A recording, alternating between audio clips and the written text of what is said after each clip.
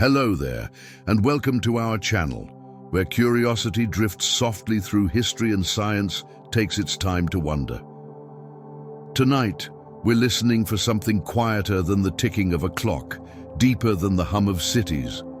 We're listening for echoes, the kind that come not from sound, but from time itself, the kind that travel upward through soil and stone, carrying whispers from lives and hands that shaped the world long before our maps began. If you're settling in after a long day, maybe with a warm drink or just the low glow of a screen keeping you company, I'd like to ask you something. Have you ever wondered how old civilization really is? Not in the way textbooks tell it, with tidy dates and clean categories, but in the way the earth might remember it, as layers, as ruins buried beneath ruins, as memory pressed into rock. Maybe you've stood in front of an ancient monument once, a temple or a crumbling wall, and felt that odd, quiet tug of recognition, that strange familiarity that whispers, "We've done this before." If you find that kind of wondering as comforting as it is mysterious, I'd be ever so grateful if you gave this little corner of karma a like, maybe subscribed or shared it with someone else who loves the soft edges of science and story. It helps this quiet space reach others who might also enjoy falling asleep with a bit of mystery on their mind. So take a slow breath, loosen your shoulders, and let's begin this journey together. Because somewhere beneath our feet, hidden in the dark and patient earth, there might be the remains of a story that isn't finished yet. When most of us think of civilization, we picture something relatively recent. The fertile valleys of Mesopotamia, the stone temples of Egypt, the ziggurats, the tablets, the beginnings of writing, wheels, cities, and trade. 10,000 years, give or take. It feels ancient enough to satisfy curiosity, but the planet itself has been quiet for much longer. It has seen oceans come and go, mountains rise and collapse, continents drift apart like slow-moving clouds. So why in all that time would civilization, that ability to build, to record, to imagine complex systems, appear only once and so recently? That question has fascinated scientists, historians, and dreamers for centuries. What if we aren't the first? What if before our known history there were others? Not the kind from myth, not gods or giants, but people or beings who learned how to shape matter, who made tools, who studied the stars. Maybe they were wiped away by a natural disaster, or maybe by their own doing, leaving behind traces too faint for us to recognize as technology. It sounds like speculation, and in many ways, it is. But it's also an idea that nudges at something very human. The sense that our story might not be the only story written in the dust. Imagine peeling back the layers of Earth as if it were a vast archive, each stratum a chapter of memory. The upper layers are familiar, the remnants of our cities, the plastic, the metal, the evidence of our time. Deeper down there are older traces, tools carved from stone, pigments from fires, bones arranged deliberately. But then, there's a strange gap, a silence stretching over hundreds of thousands of years. The Earth is very good at recycling itself. Wind, water, tectonic movement, all these things erase. So, what if entire civilizations have simply been folded back into the planet? Their stories ground into minerals, their machines turned to dust. In the 1970s, a group of scientists proposed a thought experiment called the Silurian hypothesis. Named after a fictional ancient species from science fiction, it asked a simple question: if an industrial civilization had existed millions of years ago, would we be able to tell? The answer, surprisingly, was uncertain. Most traces of our modern world, our cities, our plastics, even our satellites would not survive intact beyond a few million years. Metals corrode, concrete turns to dust, oceans shift, burying coastlines. In the geological record, only the faintest chemical fingerprints might remain. Changes in carbon levels, isotopic anomalies, hints of synthetic compounds that nature doesn't make on her own. It's unsettling to think that an entire civilization could vanish almost without a trace. But it also offers a curious comfort.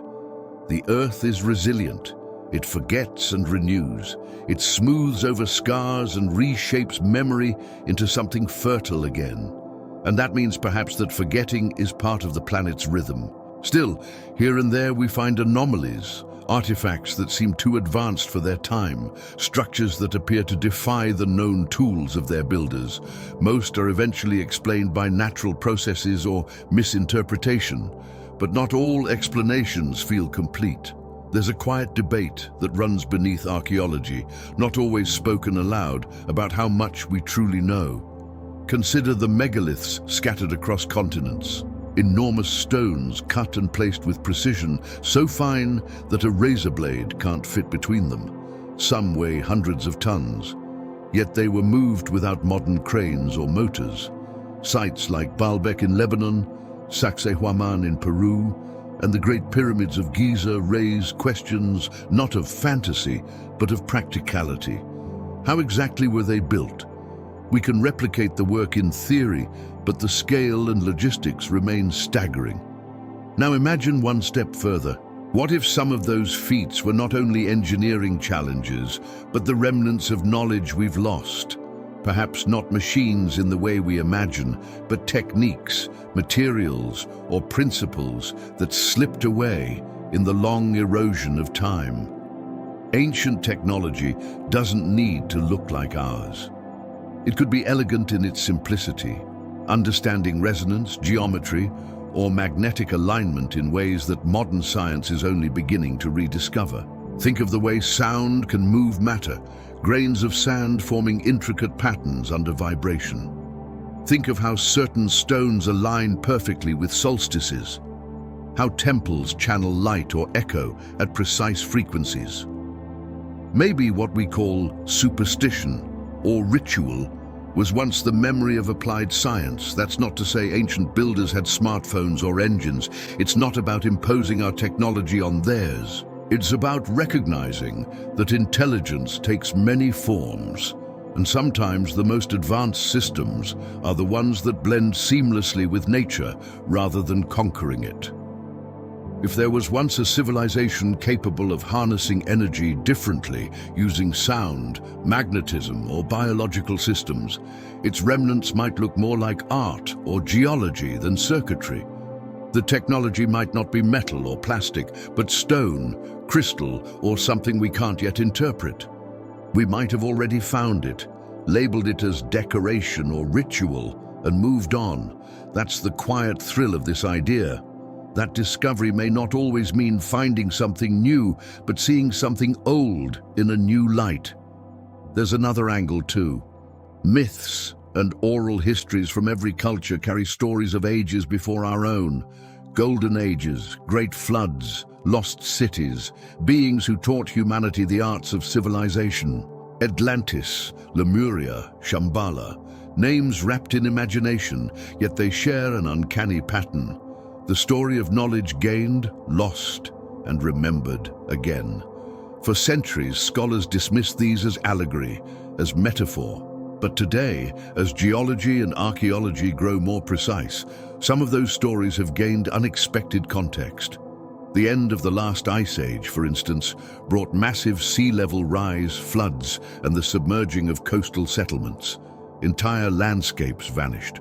It doesn't take magic to erase a civilization, only water and time.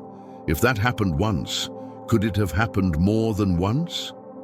Civilizations could rise in cycles, each leaving faint traces for the next to rediscover. And perhaps that's the pattern we're caught in, remembering, rebuilding, relearning in our bones. We might even feel it, that deep ancient familiarity with the act of making when we design machines, carve tools, or align satellites with stars. Maybe we're echoing something that was already known long ago. Evolution doesn't erase curiosity, it carries it forward. What's fascinating is how our technologies, though modern in form, often mirror natural processes.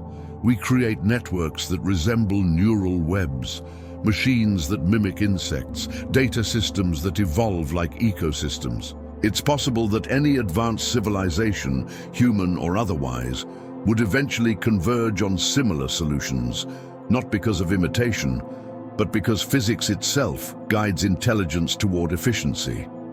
That means if ancient technology once existed, it might not look alien at all. It might look familiar. It might even be hiding in plain sight, disguised as ordinary matter or forgotten stone. And that's where this quiet investigation begins, not in conspiracy, but in curiosity. Because the more we learn about deep time, the more we realize how much of our story is missing. Human civilization, as we measure it, is a blink. But the Earth's clock has been ticking for billions of years. Somewhere in that immense timeline, the possibility of others before us, like us, isn't absurd.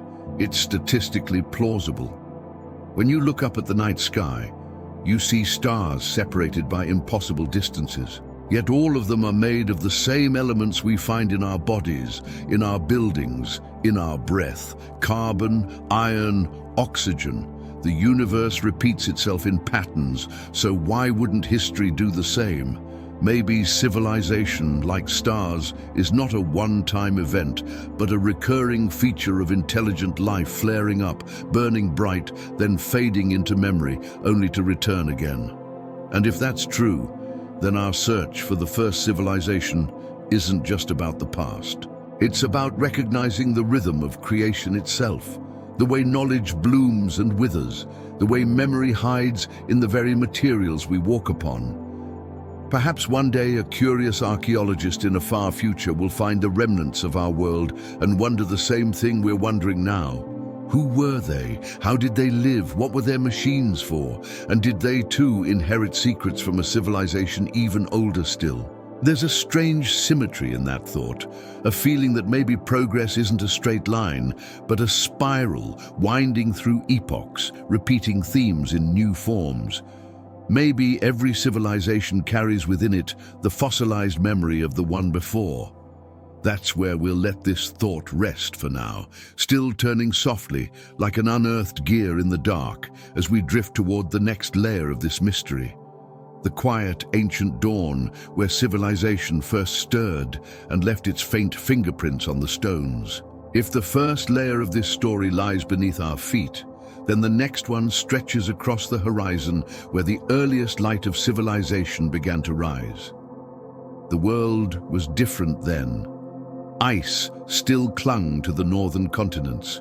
Great plains rolled unbroken for miles, and seas were shallower, their edges extending far beyond today's coastlines.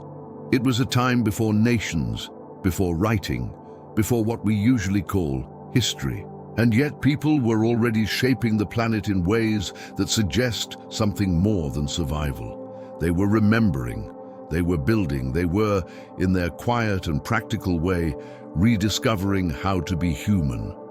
Archaeologists have long described this era as the Neolithic Revolution, the period when humans shifted from wandering hunter-gatherers to settled farmers. It sounds simple when summarized that way, as if the transition was sudden, like a switch being turned on, somewhere around 10,000 BCE. But when you look closer, that transformation feels far too deliberate to be a simple accident. Agriculture didn't appear randomly across the globe. It emerged in specific regions almost simultaneously on multiple continents, each centered on climates and resources perfectly suited to early experimentation. The pattern is curious. It suggests coordination or memory. In the valleys of the Fertile Crescent along the Tigris-Euphrates, villages were already growing wheat and barley before recorded history began.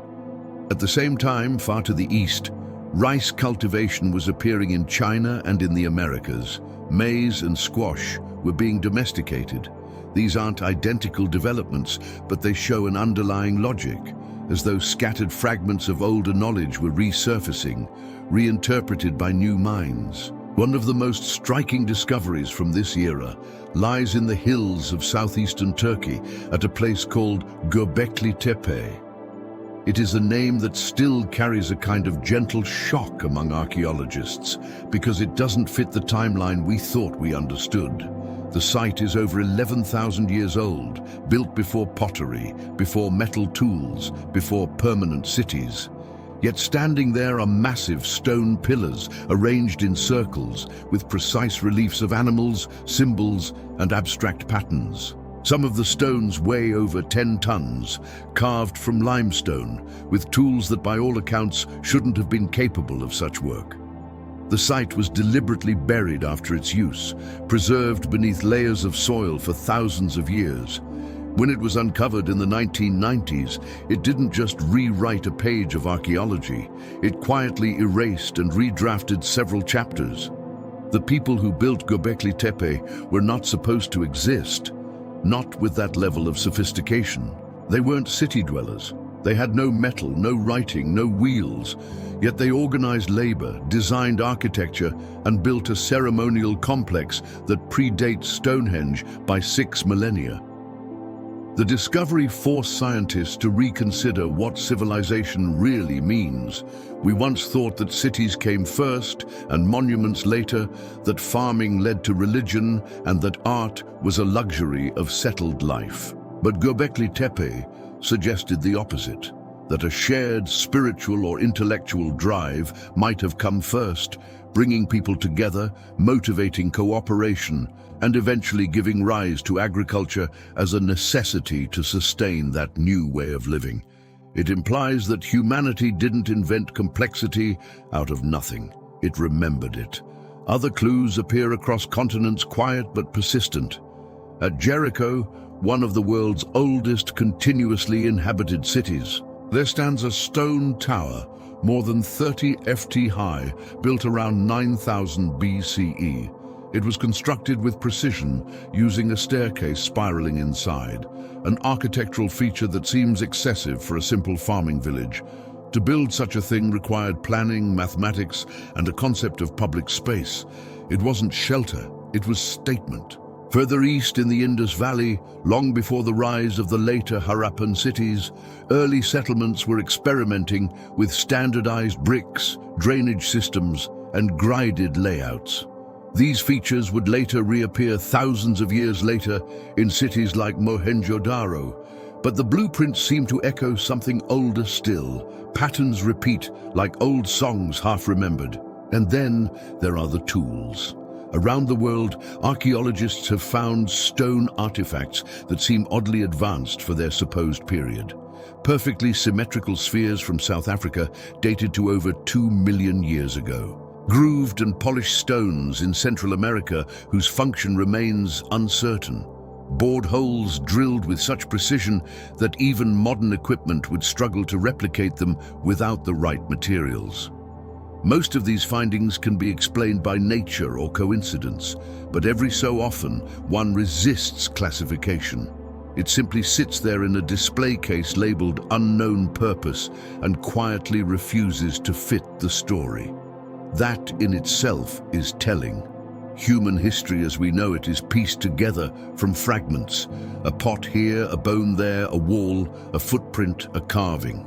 We fill in the gaps with logic, with assumptions, and with the limited view that our current tools provide. But what if the pattern is incomplete because we're missing not just data, but an entire layer of memory? What if there were cultures before the ones we call the first, and their fingerprints are scattered across the archaeological record like faint echoes? Geologists sometimes find layers of sediment that show sudden unexplained disturbances, traces of flood, fire, or upheaval. Around 12,800 years ago, the Earth experienced a period known as the Younger Dryas, a rapid cooling event that may have lasted just over a millennium. Some scientists believe it was triggered by a comet or meteor impact. Others point to oceanic shifts or volcanic activity. Whatever the cause, the climate changed dramatically. Megafauna vanished, glaciers expanded, and many early human settlements disappeared. If there had been a proto-civilization before that event, most of its traces would have been wiped clean. The rising seas that followed would have drowned coastal settlements, which is where early civilizations tend to flourish. Today, over 90% of human population centers lie within 100 kilometers of the sea. Imagine what might lie beneath the continental shelves under hundreds of meters of water. It's not just imagination. Underwater archaeology is beginning to reveal submerged ruins along ancient coastlines, stone roads off the coast of India, terraces and walls beneath Japan's Yonaguni Island, remnants of possible structures in the Mediterranean. Most are still debated, but their existence invites one undeniable question. If these are real, how much else is still waiting in silence beneath the sea? Technology doesn't always mean metal and electricity. Sometimes it's knowledge of environment, of how to align buildings to resist earthquakes, how to cultivate soil without depleting it, how to use celestial cycles for navigation and agriculture. When ancient builders aligned their monuments with solstices or star risings, it wasn't superstition, it was data encoded in stone. They were measuring the rhythm of the planet with nothing but patience and sky. The first calendars, after all, weren't drawn on paper. They were built into the earth itself. Stone circles in Britain, mounds in North America, temples in Mesoamerica, all of them tracked the movements of sun and moon. The builders may have looked primitive through modern eyes, but they were astronomers in their own right. They saw time as landscape, not as number. And yet, there's still something strange about the sudden leap from scattered tribes to monumental architecture. It's as though knowledge appeared faster than it should have. In evolutionary terms, 10,000 years is nothing. The human brain didn't change overnight. Our anatomy has been nearly identical for over 100,000 years. So why did civilization bloom so abruptly? Maybe because the raw ability was already there, waiting for the right moment, the right conditions, or perhaps the right memory to surface. There's a theory in cultural anthropology called the cognitive revolution, suggesting that sometime around 70,000 years ago, humans developed the ability for complex language, symbolism, and abstract thought. Cave paintings, ornaments, burial rituals, all appear around that time. But maybe those weren't inventions either. Maybe they were reawakenings, a species rediscovering what it once knew how to do. If we imagine the timeline of humanity as a long winter interrupted by brief summers of progress, the forgotten dawn might have been one of those early springs, a time when communities gathered not just for survival, but for meaning. They looked up at the stars and saw patterns. They felt the turning of the seasons and saw rhythm. They stacked stones, carved figures, sang to the air, not because it was mystical, but because it was logical to them, a way of ordering experience.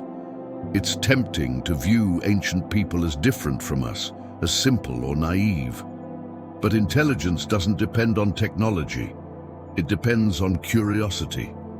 And curiosity, by every measure, is as old as our species. If the builders of Göbekli Tepe and Jericho and other early sites had continued uninterrupted, if their knowledge had been preserved instead of scattered by climate and catastrophe, who knows what form civilization might have taken by now? Maybe we'd be the ones unearthing their machines, not the other way around. When scientists study genetic data from modern humans, they sometimes find small, puzzling gaps, bottlenecks in population that suggest near-extinction events, followed by rapid recovery. It's possible that humanity has faced more collapses than we remember, each one erasing cultural memory, forcing us to rebuild from fragments. What we call prehistory might simply be the silent interval between civilizations, the dark between heartbeats. The evidence we do have, though sparse, points to a remarkable resilience. After every setback, humans reorganized, reimagined, and tried again. The tools became sharper, the structures taller, the questions deeper. It's as though each generation was haunted by an unspoken drive to rebuild something it could almost remember. That is the essence of the Forgotten Dawn, a slow re-emergence into awareness. Not the birth of civilization, but its recollection. The old blueprints half buried in collective memory, resurfacing as inspiration. When we look at those early monuments, the precision isn't just impressive engineering. It's a signal that intelligence once gained doesn't vanish completely. It sleeps, waiting for hands ready to use it again. As we move forward in time, traces of that rediscovery grow clearer. Villages become towns, towns become cities, myths evolve into histories, stone gives way to metal. And with each advance, humanity steps closer to remembering what it once might have known. The way to measure the world, to channel its forces, to understand the language of its own creations. But for now, in this quiet part of the story, the air is still cool, the light soft, and the people of that early world are just beginning to gather, to build, to carve meaning into the earth again. Their fires flicker against stone, casting the first shadows of architecture. Their eyes turn toward constellations that will one day guide ships and clocks and satellites. They don't know it yet, but they are writing the prologue of everything to come. And somewhere beyond the edge of what we can measure, beyond even our oldest ruins, there may be another layer still waiting. The faint trace of a civilization older than this one, older than memory, older than dawn. The world after that early awakening was full of quiet ambition. People had learned to build, and once that began, it never truly stopped. Across continents, generations carried the knowledge of stacking, carving, and aligning stones. They turned landscapes into memory. Each wall, each monument, each precisely placed slab of rock became a sentence written in a language that time itself would struggle to erase. And while the builders may have vanished, their work remains, whispering across millennia, waiting for us to listen. Stone is patient. It doesn't decay like wood or rust like metal. It endures weather, wind, and neglect. That's why so much of what we know about ancient civilizations comes from stone. It's not that they lacked other materials, it's that stone remembers. The builders may have used wood, fabric, or metal tools that long ago turned to dust, but the stones they shaped still hold the fingerprints of their minds. Take a moment to imagine the hands that placed those stones. Not the slow, stumbling image of primitive laborers, often painted in old textbooks, but engineers, mathematicians, and artists who understood weight, balance, and vibration. The sheer precision of some structures suggests knowledge that goes beyond trial and error. The walls of Sacsayhuaman in Peru, for example, are built from massive stones cut with such accuracy that they interlock perfectly without mortar. The edges are beveled, each piece uniquely shaped, yet fitting together like parts of a puzzle. The result is not only beautiful, but resilient. Those walls have withstood earthquakes that reduced modern buildings to rubble. In Egypt, the pyramids remain the most iconic example of ancient engineering, but familiarity has dulled their mystery. We know they're old, we know they're vast, and yet it's easy to forget just how extraordinary they are. The Great Pyramid of Giza was built with over 2 million limestone blocks, some weighing as much as 70 tons.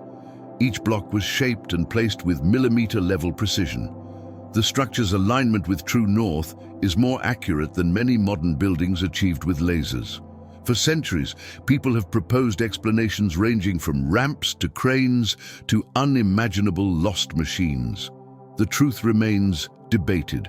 What's certain is that whatever technology or organization they used, it worked, and it worked with a consistency that speaks of deep-tested knowledge. Then there are the lesser-known structures scattered in places that don't always make the front pages of archaeology. In the highlands of Bolivia near Lake Titicaca lies a site called Puma Punku. There, enormous blocks of andesite stone sit carved into shapes so precise that modern engineers still study their geometry. Some stones feature right angles so sharp that they appear to have been machined. Others fit together in complex interlocking designs that hint at prefabrication. The site is part of the Tiwanaku complex, which flourished long before the Inca. The people who built it left no written records explaining their methods. What remains are stones carved, cut, and arranged with confidence that suggests long familiarity with geometry and tool use. Scientists have tried to replicate the work using copper chisels and stone hammers, and they can produce rough approximations, but the speed and scale at which the original builders worked remains puzzling. Some have speculated that they used lost alloys, advanced abrasives, or even acoustic shaping methods. None of these ideas are proven, but the fact that they are considered at all shows how far the craftsmanship exceeds our expectations for its supposed time. Across the world, in the jungles of Cambodia, the temples of Angkor whisper a similar story. Constructed centuries later but reflecting the same impulse, they blend architecture, astronomy, and hydrology into a single vast system. The temples are aligned with celestial events, and their layout mirrors the stars of the constellation Draco. Channels and reservoirs form a hydraulic network that maintained water balance across the region, an ancient form of climate control and irrigation far ahead of its time. While not prehistoric, Angkor represents the continuation of an old pattern, the use of stone not just for shelter or worship, but as a recording medium, an interface between human thought and the natural world. Stone carries another property that is often overlooked: acoustic resonance. Many ancient sites display unusual sound behavior. At Chavin de Huantar in Peru, narrow stone corridors amplify and distort sound, creating deep vibrating tones that researchers believe were intentional. In the hypogeum of Hal Saflieni in Malta, a subterranean temple carved from limestone, certain chambers resonate at specific frequencies. A human voice speaking within those walls produces harmonics that can be felt in the chest and skull. Similar effects are found in the temples of Egypt and in megalithic sites in Europe. It raises the possibility that ancient builders understood sound not just as an art, but as a tool. The idea isn't as far-fetched as it sounds. Modern science knows that sound waves can move matter. Resonance can shatter glass, shape metal, and even levitate small objects under controlled conditions. In recent years, physicists have developed acoustic tweezers that use sound to manipulate particles. If we can do this with modern equipment, who's to say that ancient engineers observing the behavior of vibration through stone didn't develop practical uses for it on a different scale? Perhaps they didn't think of it as technology at all, but as an extension of nature's behavior, a principle rather than an invention. There's also evidence that many monuments share a global consistency in their alignment to the stars. The pyramids of Giza align with Orion's belt. The temples of Teotihuacan in Mexico follow the same pattern. Stone circles in Britain and Ireland track the movements of the sun and moon with astonishing accuracy. These alignments aren't accidental. They show a shared concern with the heavens, a desire to connect terrestrial structures with cosmic order.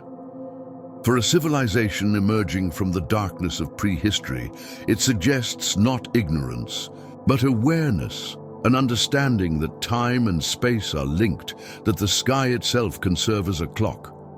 When viewed together, these sites begin to form a pattern that crosses oceans and epochs. Different peoples speaking different languages under different skies, built in ways that reflect the same priorities: precision, durability, symmetry, and connection to the stars. The tools may have differed, but the principles seem universal. It's as though an underlying idea, the language of geometry and proportion, was passed down through time, resurfacing wherever humans reached a certain threshold of awareness. That raises another question. How did such ideas travel? Mainstream history teaches that civilizations developed independently, but the similarities between them suggest more interaction than we once thought. Long before recorded trade routes, people were already voyaging across seas. Evidence of transoceanic contact is subtle but growing. In South America, traces of ancient nicotine and cocaine have been found in Egyptian mummies, substances native only to the Americas. In Polynesia, ancient chicken DNA matches that of South American breeds.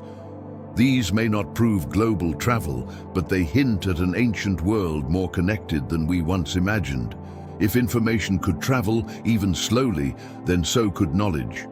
Ideas about architecture, astronomy, and measurement might have spread long before formal writing. Carved stones could act as textbooks, demonstrating principles that words alone couldn't convey. A traveler seeing a monument aligned with the stars might understand its meaning without sharing a language. In that sense, the builders of stone were early scientists, sharing data across continents through geometry and design. The whispers in stone aren't just about technology, they're also about intention. Building something to last thousands of years is an act of faith. It implies a belief in continuity in the future. The people who built these monuments weren't simply marking their existence, they were leaving messages. Some of those messages we can still read, depictions of animals, constellations, ceremonies. Others are abstract, symbolic, or entirely geometric. They may represent something we no longer have the context to decode. Perhaps maps, instructions, or records written in a visual language that predates our alphabets. A recurring motif found across ancient architecture is the use of the golden ratio or proportions that approximate it. This mathematical relationship appears in nature in shells, flowers, and galaxies, and in the human body.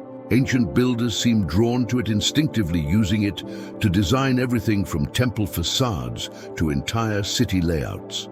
Whether this was conscious mathematics or an intuitive sense of harmony, it points to an underlying intelligence that saw beauty and structure as inseparable. The act of carving into stone is also an act of preservation. Unlike writing on parchment or clay, inscriptions in stone are nearly immortal. Even when languages vanish, the symbols endure. The Rosetta Stone, for example, survived long enough for modern scholars to unlock ancient Egyptian script. There may be other Rosettas still waiting, buried or eroded, holding translations between worlds we've forgotten. Sometimes the whispers come not from monuments, but from natural formations altered subtly by human hands. Cut marks on boulders, petroglyphs etched into cliffs, spirals carved into canyon walls. Many of these patterns repeat across continents. Spirals in particular appear in prehistoric art, from Ireland to India, from New Mexico to New Zealand. They might represent the sun, cycles of life, or perhaps something deeper. The motion of time itself, the same concept encoded in mathematics and myth alike. Modern science often approaches these mysteries cautiously, wary of over-interpretation.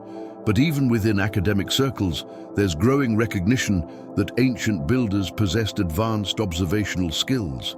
They tracked solstices and equinoxes with precision rivaling modern instruments. They predicted eclipses.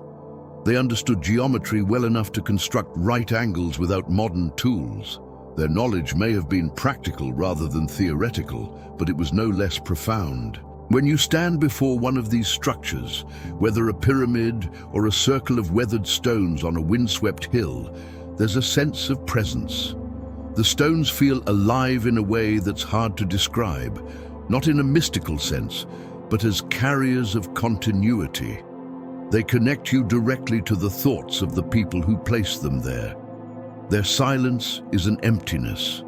It's a kind of language, one that speaks slowly across centuries. Some researchers have proposed that the layout of ancient sites forms part of a larger geodetic network, a system of alignments spanning continents, marking points of energy or navigation. While the idea is controversial, the fact remains that many sacred sites share latitude, longitude, or alignment patterns that defy coincidence. Whether intentional or not, the Earth itself seems to have guided human construction. Perhaps ancient builders observed natural magnetic lines or followed migratory routes that mirrored planetary geometry. Whatever the case, the consistency is undeniable. In the end, the stones speak not only of mystery, but of memory. Each block, each carving is a fragment of instruction. They tell us that our ancestors were not guessing their way through darkness. They were observing, experimenting, and applying principles that remain valid today. The lost technology may not be machines hidden under the ground, but knowledge. Knowledge of how to work with the world rather than against it. And so, the whispers continue. Every excavation, every rediscovered monument, every fragment of carved basalt adds another word to the long conversation between the past and the present. The question isn't whether there was advanced knowledge in the ancient world. The question is how much of it we've already forgotten, and how much we might still remember if we learn to listen again. The journey doesn't end with the stones themselves. They point outward to maps and measurements, to patterns connecting continents, to clues that the builders of old may have charted more than just the stars above. They may have charted the Earth itself. And if that's true, then somewhere among those lines and coordinates lies another secret, still waiting to be traced. The stones we've followed so far seem to point outward as if they're part of a larger puzzle spread across the surface of the planet. And indeed, as soon as humans began to measure the world, they began to draw it. The act of mapping is one of the oldest expressions of curiosity we have. It's a way of translating space into understanding, turning terrain into thought. Every map, no matter how simple, is an attempt to make the unknown familiar. But some maps suggest a kind of knowledge that shouldn't have existed when they were drawn. Images of coastlines and continents long before the age of exploration. Features that weren't officially discovered until millennia later. The question of how that could be has haunted cartographers and historians alike for centuries. Because while most ancient maps are symbolic, a few seem almost eerily accurate. They show Antarctica without its ice, the correct proportions of South America, the precise curvature of Earth long before anyone had the tools to measure it. Some are written on parchment, others carved into stone or copied from even older sources that have long since vanished. Taken individually, each could be dismissed as coincidence or creative guesswork, but together they form a pattern, one that suggests the earliest map makers may have inherited knowledge far older than their own civilizations. One of the most famous examples is the Piri Reis map, drawn in 1513 by an Ottoman admiral and scholar named Ahmed Muhyiddin Piri. On its surface, it appears to be a beautifully detailed depiction of the Atlantic world, parts of Europe, Africa, and the Americas. But it's what lies at the southern edge that has caused so much debate. There, beneath the curve of South America, is a large landmass resembling the coast of Antarctica. The detail is striking. The shape matches the continent's true outline, not the ice-covered version known today, but the underlying landmass revealed only by modern sonar and satellite mapping. Piri Reis himself claimed he compiled his chart from many older sources, some dating back to the time of Alexander the Great. He wrote that he used 20 charts in Mapundi to create his composite. Historians generally believe these sources included Arabic and possibly ancient Greek maps. But where did those in turn come from? The level of geographic precision, particularly in latitude, would have required instruments or observations not known to have existed in 1513, let alone in antiquity. Skeptics argue that the resemblance to Antarctica is exaggerated, or that the coastline could simply represent South America extended too far south. But when researchers compared the contours of the Piri Reis map to modern data, they found a match along the Queen Maud Land coast that's difficult to explain as chance. If true, it would imply that someone mapped that region when it was free of ice, which would mean tens of thousands of years ago. Geological studies show that Antarctica's coastline may have been ice-free roughly 6,000 to 12,000 years ago during a brief warm interval at the end of the last ice age. That falls right within the window when the forgotten dawn was still unfolding. The Piri Reis map isn't the only one that raises questions. The Orontius Phineus map, published in 1531, also shows a largely ice-free Antarctic continent with mountain ranges and rivers flowing toward the sea. The Zeno map from 1737 depicts similar features and even includes a division of Antarctica into two land masses separated by a strait, a detail confirmed by seismic studies centuries later. These parallels hint that the information was copied from even older charts, possibly tracing back to a source we've never found. To most historians, this isn't evidence of a lost civilization, but of a long and complex chain of knowledge preservation. They suggest that ancient sailors may have mapped the world gradually, their work passed down through generations, recopied and reinterpreted. But even that explanation leaves gaps.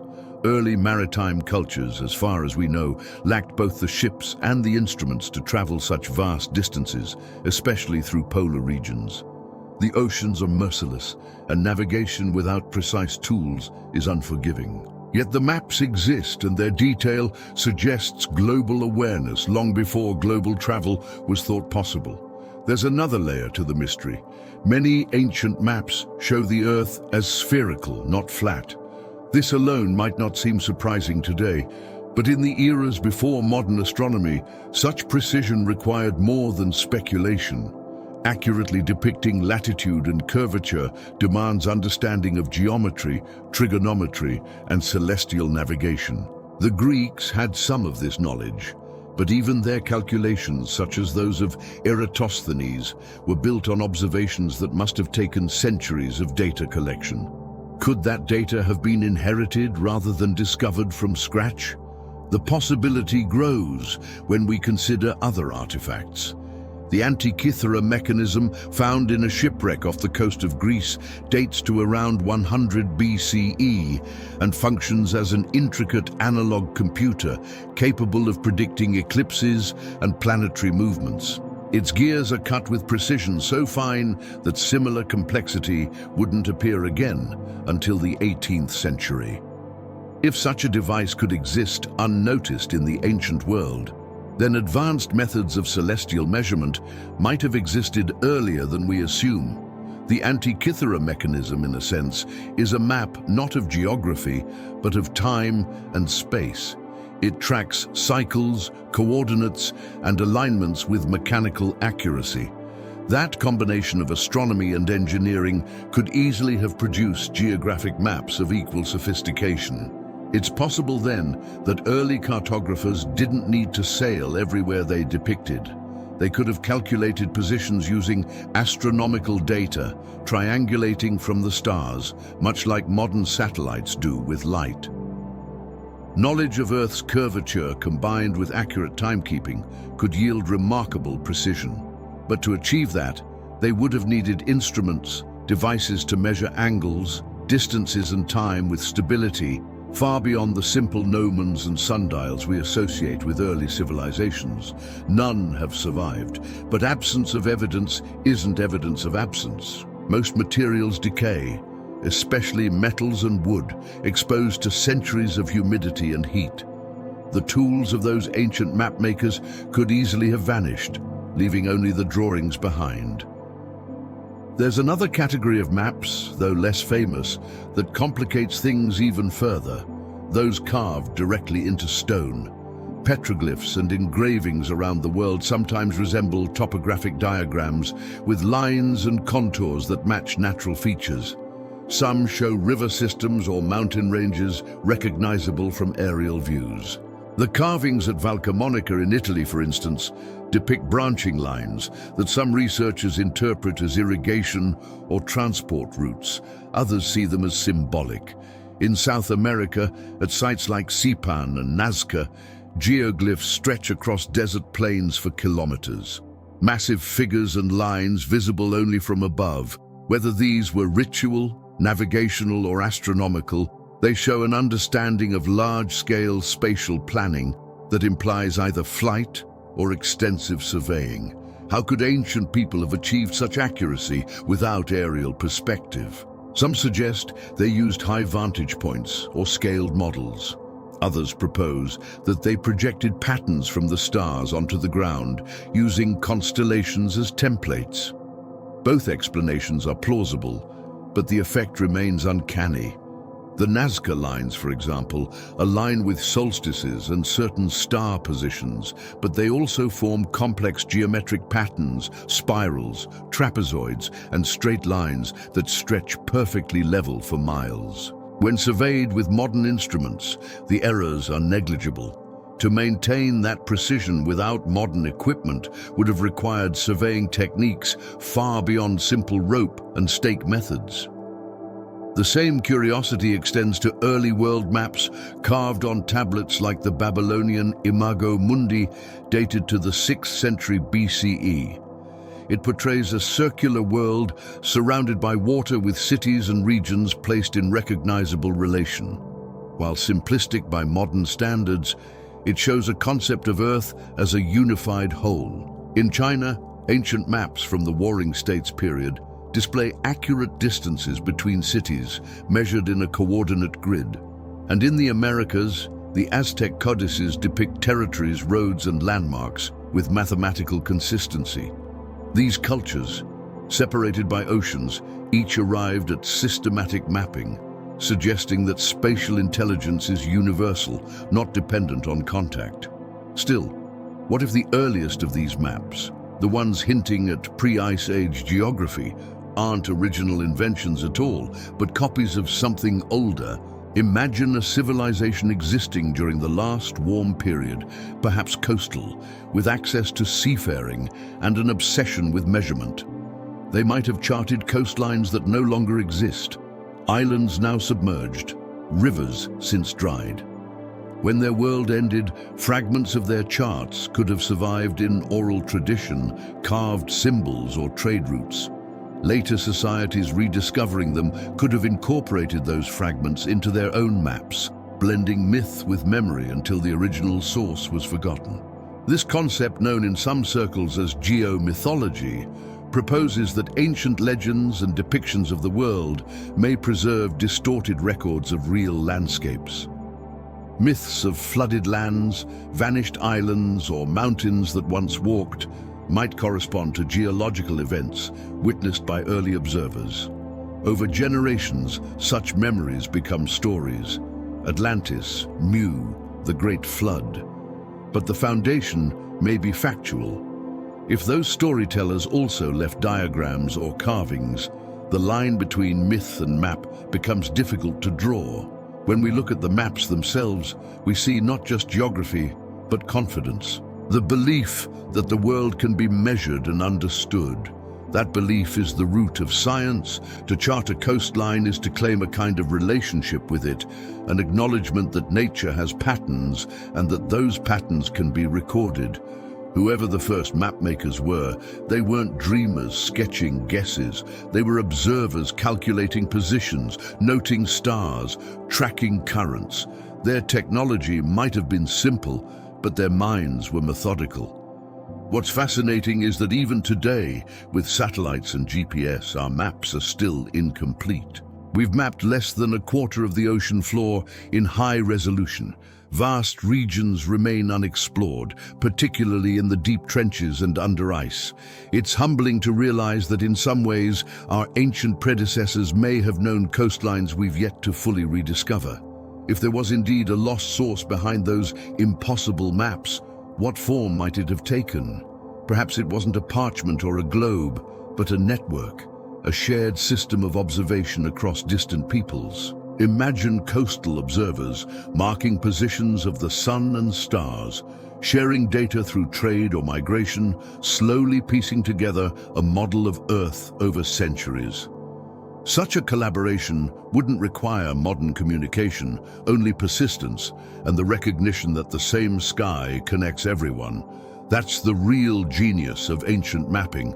It's both local and universal. It begins with a single footprint and ends with an understanding of the planet itself. And yet, some anomalies go beyond even that. Under the ice of Antarctica, radar imaging has revealed structures that appear geometric straight lines, grid-like formations, though most are likely natural. Still, the possibility that remnants of human or pre-human activity lie buried there continues to draw attention. If Antarctica was once habitable, then any civilization living along its coast could have left traces now entombed in ice. The maps showing an ice-free Antarctica could be memories of that lost geography, preserved not by accident, but by design. In the end, what makes these ancient maps so compelling isn't just their mystery, it's their precision. They remind us that knowledge isn't linear. It can appear, vanish, and reappear, carried by memory rather than machines. Our ancestors may not have had satellites, but they had patience, observation, and the sky. They may not have called it science, but the principle was the same. To measure, to understand, to find our place within a vast and shifting world. And somewhere in a library, long turned to dust or in carvings, still hidden beneath sand and sea, there may be one more map, older than any we've seen, drawn by hands that understood the Earth in ways we've only begun to rediscover. Perhaps it's waiting for the right moment to be found again. Its lines and symbols still whispering that long before us, someone else had already drawn the world. Beyond those old charts, beyond the edges of paper and stone, lies another kind of mapping, one that deals not with coastlines, but with energy, sound, and the hidden forces that shape the monuments themselves. And it's there, in that strange border between physics and history, that the next part of this story begins. The idea of a map that outlasts its makers is humbling. But perhaps even more extraordinary is the thought that what they mapped was not only the surface of the Earth, but the forces moving through it. The ancients may not have described their work in the language of physics or energy fields, but many of their structures seem to interact with the planet in ways that go beyond shelter or ceremony. They appear to respond to sound, to light, to magnetism. It's as if some builders understood that the Earth itself was an engine, a living system that could be tuned, not conquered. When archaeologists talk about lost technology, most people picture machines, metal, gears, engines, maybe something glowing or humming with power. But technology doesn't have to look mechanical. In its simplest form, it's the application of knowledge to achieve a consistent result. If you can control light, sound, or pressure with purpose, that's technology. And much of what ancient builders achieved hints at an understanding of natural forces that feels startlingly advanced. The Great Pyramid is the most famous example, not just for its size or precision, but for the subtle anomalies it presents. Deep within its chambers, measurements show slight electromagnetic differences between layers, with certain stones exhibiting conductive properties. The inner passages are cut in ways that focus sound, creating resonant frequencies that can vibrate the air and stone together. Some researchers have suggested that the shape itself, the pyramid form, might interact with the Earth's natural electric field, concentrating energy in predictable ways. These ideas were once dismissed as pseudoscience, but recent studies in material science and acoustics have given them new credibility. The limestone casing of the pyramids, for instance, is a natural insulator, while the granite inside contains quartz and other conductive minerals. When sound waves or vibrations move through such materials, they can produce measurable electrical effects through piezoelectricity, the same principle used in some modern sensors and lighter ignitions. If ancient builders noticed this behavior even empirically, they might have used it intentionally. Perhaps not to generate electricity in the way we do, but to manipulate resonance, to create stability, or even to amplify ritual sound. The same attention to material appears at other sites. In Malta's hypogeum, the limestone walls resonate at precisely 110 Hz, a frequency that affects the human brain, altering perception and emotion. The chambers seem designed for it. Voices deepen, overlapping harmonics ripple through the air. It's not the product of random carving. Someone tuned that space. At Tiwanaku and Pumapunku, the stones are cut from andesite and diorite, materials harder than steel.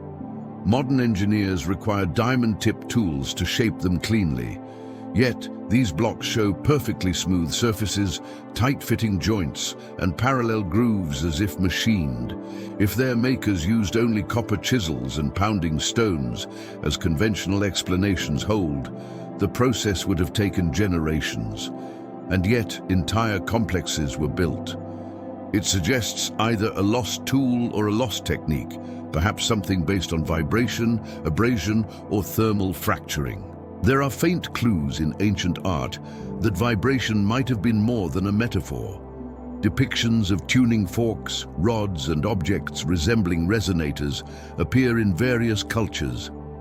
Egyptian reliefs show priests holding what look like forked instruments near temple walls. In Sumerian carvings, deities are sometimes shown surrounded by wave-like patterns emanating from rods or discs. These could be symbolic, but they're strangely consistent across regions. If they represent an understanding of resonance, of how energy travels through matter, then they might record a real form of experimentation. Modern experiments with sound levitation show that acoustic standing waves can suspend small particles or droplets in mid-air, increase the scale, and the effect becomes visible with larger objects. Some researchers have speculated that ancient builders might have used resonance to reduce friction or shift weight when moving massive stones. It sounds improbable, but consider that sound carries energy. With the right frequency, amplitude, and environment, it could have practical effects. Even if not levitation, it might have allowed the manipulation of materials, loosening molecular bonds, softening surfaces, or creating vibration-assisted movement. Another possibility involves magnetism. Many ancient sites are built on or near natural magnetic anomalies. The Great Pyramid, Stonehenge, Machu Picchu, and Teotihuacan all sit along lines of geomagnetic significance. Some align with what are now called telluric currents, slow electrical flows within the Earth's crust. Modern power grids experience these same currents during solar storms. It's conceivable that early builders sensed these effects through observation. Compasses didn't exist, but lodestone does. Magnetized stones could reveal orientation, and electrical discharges during storms might have inspired experimentation. Aligning structures with these currents could stabilize construction or create subtle energetic effects. Even today, modern architecture occasionally rediscovers similar principles. Buildings with certain shapes reduce wind resistance, channel sound, or distribute stress efficiently. Ancient builders observing without theory could have reached the same conclusions through practice. Over generations, those observations could have become tradition, then ritual, then myth, a technology hidden within symbolism. Some patterns in construction seem almost too global to be coincidence. Pyramids appear in Egypt, Sudan, Mexico, Indonesia, and China. Step pyramids, smooth-sided pyramids, terraced ziggurats, different materials, same geometry. The design isn't arbitrary. It distributes weight evenly and maintains structural integrity while reaching upward. But it also mirrors natural energy forms, mountains, waves, even the dispersion of particles in electric fields. The pyramid is efficient because nature itself favors the shape. Perhaps the builders didn't just imitate it, they recognized it. Temples and monuments also share a fascination with orientation. Almost all major complexes are aligned to cardinal directions, solstices, or specific stars. This wasn't decorative. Alignment affects how light enters a space, how heat is distributed, and even how sound behaves. In some temples, morning sunlight penetrates a chamber for only a few days each year, marking time more precisely than any calendar. In others, moonlight or starlight illuminates carvings' position to track celestial cycles. The combination of geometry and astronomy creates what we might call environmental machines, structures that interact with the world to measure and express its rhythms. In South America, the ancient Nazca and Paracas cultures carved channels and terraces that managed water flow with extraordinary precision. Their systems balanced pressure and prevented erosion even in desert conditions. In the Andes, the Inca built agricultural terraces so finely graded that each level created a different microclimate, allowing crops from multiple ecosystems to grow in a single valley. These weren't accidental byproducts of necessity, they were applications of engineering, engines of earth and air working in harmony with environment. On the opposite side of the world, in ancient China, builders incorporated resonant bronze vessels known as zheng, tuned to specific notes. These weren't only musical instruments. They also served as calibration tools for architecture. The resonance of a hall or bridge could be adjusted by changing its proportions until the structure itself sang in harmony with the intended tone. This practice links acoustics directly to stability, a concept echoed thousands of miles away in the stone temples of India, where vibration was seen as both sacred and structural. One of the most fascinating examples of environmental design is found in the Mayan city of Chichen Itza. When you clap your hands in front of the temple of Kukulkan, the echo doesn't return as a simple reflection. It transforms into a chirping sound closely resembling the call of the quetzal bird, a species sacred to the Maya. The pyramid steps and geometry act as a sound filter, transforming noise into melody. Whether intentional or not, the effect demonstrates an understanding of how structure can shape perception. The builders didn't need digital processes. They had stone and proportion. Ancient builders also seemed aware of energy in more subtle forms. Many megalithic sites are constructed with alternating types of stone, one conductive, one not. This pairing could create localized electric potentials through temperature or stress differences, a natural form of battery. Experiments on dolmens and standing stones show small voltage differences between upright and capstone, particularly after rainfall or during changes in humidity. The effect is weak but measurable. It might have been accidental, or it might have been observed and incorporated intentionally. There are legends in many cultures describing singing stones or talking walls, rocks that hum, ring or vibrate when struck. Geologists have confirmed that some stones, especially quartz ones, resonate audibly under pressure. If early builders discovered this property, they could have chosen materials based on sound rather than color or weight. A temple that hums when the wind passes through its corridors isn't mystical. It's an early experiment in resonance. The combination of sound, stone, and energy might explain why so many ancient sites feel charged, even to modern visitors. The geometry interacts with natural fields, creating subtle vibrations perceptible through touch and hearing. Modern instruments detect infrasonic frequencies at many megalithic locations. Tones too low for conscious hearing, but capable of influencing mood and physiology. Some frequencies around 7 to 8 Hertz correspond to the Schumann resonance, the Earth's natural electromagnetic heartbeat. Perhaps ancient builders tuned their monuments to those frequencies, intentionally creating harmony between structure and planet. If that sounds speculative, consider how modern technology often rediscovers ancient principles. Solar panels capture light, turbines capture wind, hydroelectric dams channel flow. All are refinements of the same idea, using what already exists rather than forcing new power. The ancients may have pursued similar goals, using different tools. Their engines were not of steel and combustion, but of stone, sound, and sun. Of course, no direct evidence remains of machines or devices that harness these effects in the way we understand energy. What remains are the results. Structures that have survived for thousands of years, often in seismic zones, perfectly balanced and still functioning as observatories, calendars, and amplifiers.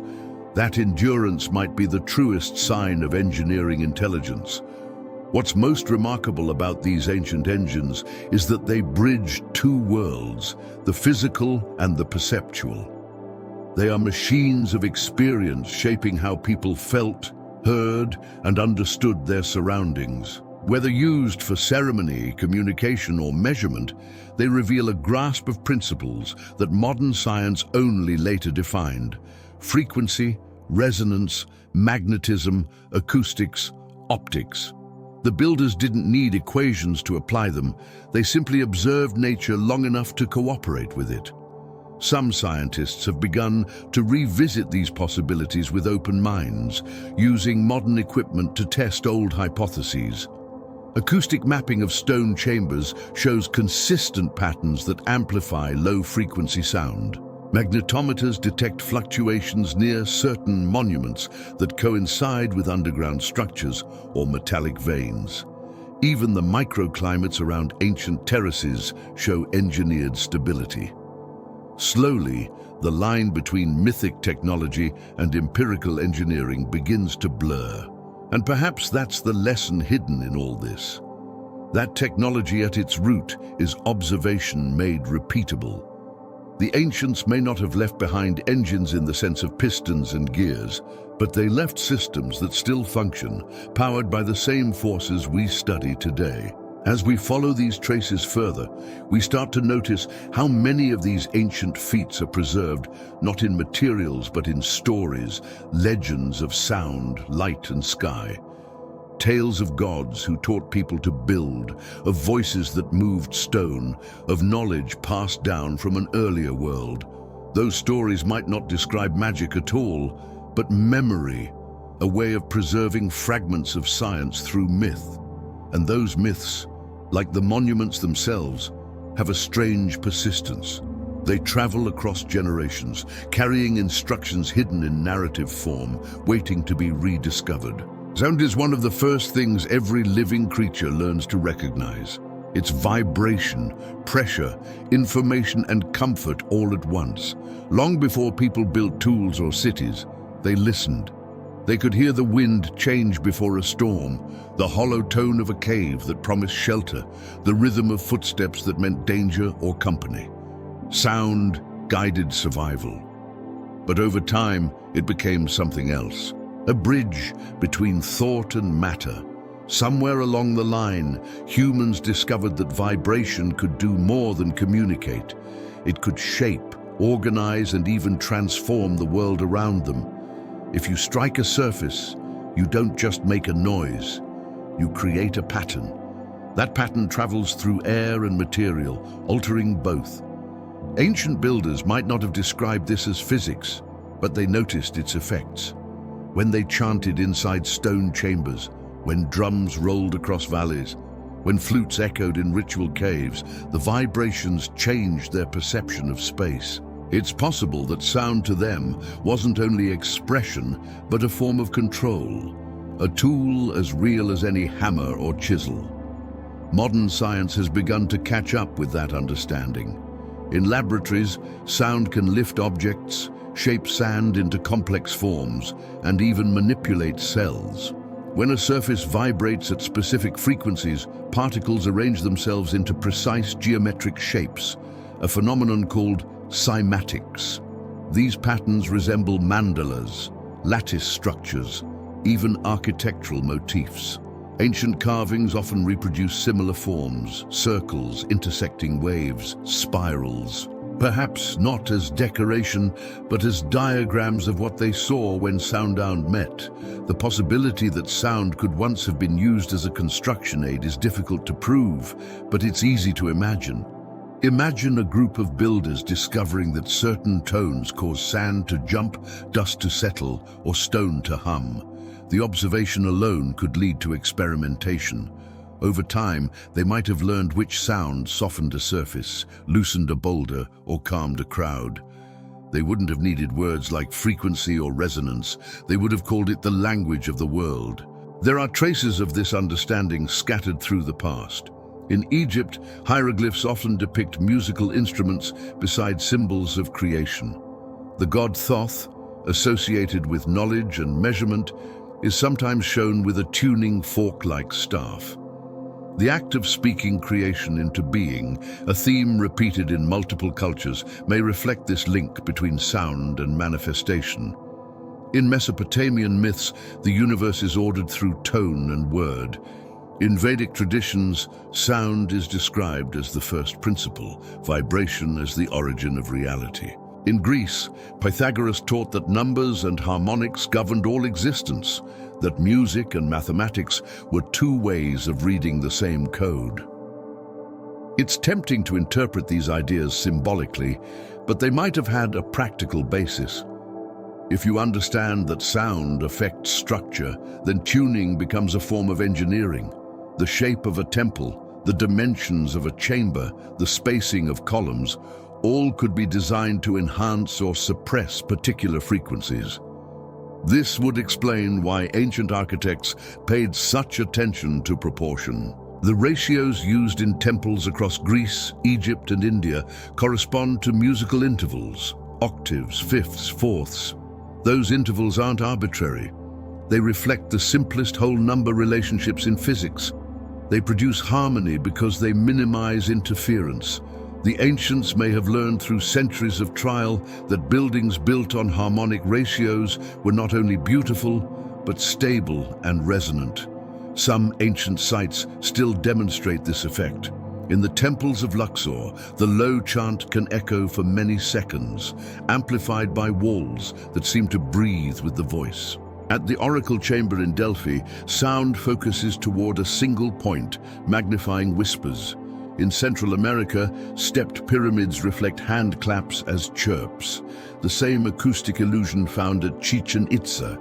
These are not accidents. They're examples of applied acoustics, architecture tuned like an instrument. Across the world, sound was also used in medicine. Tibetan singing bowls, Aboriginal didgeridoos, African drums, and ancient flutes all employ low frequencies that influence heartbeat, breathing, and mood.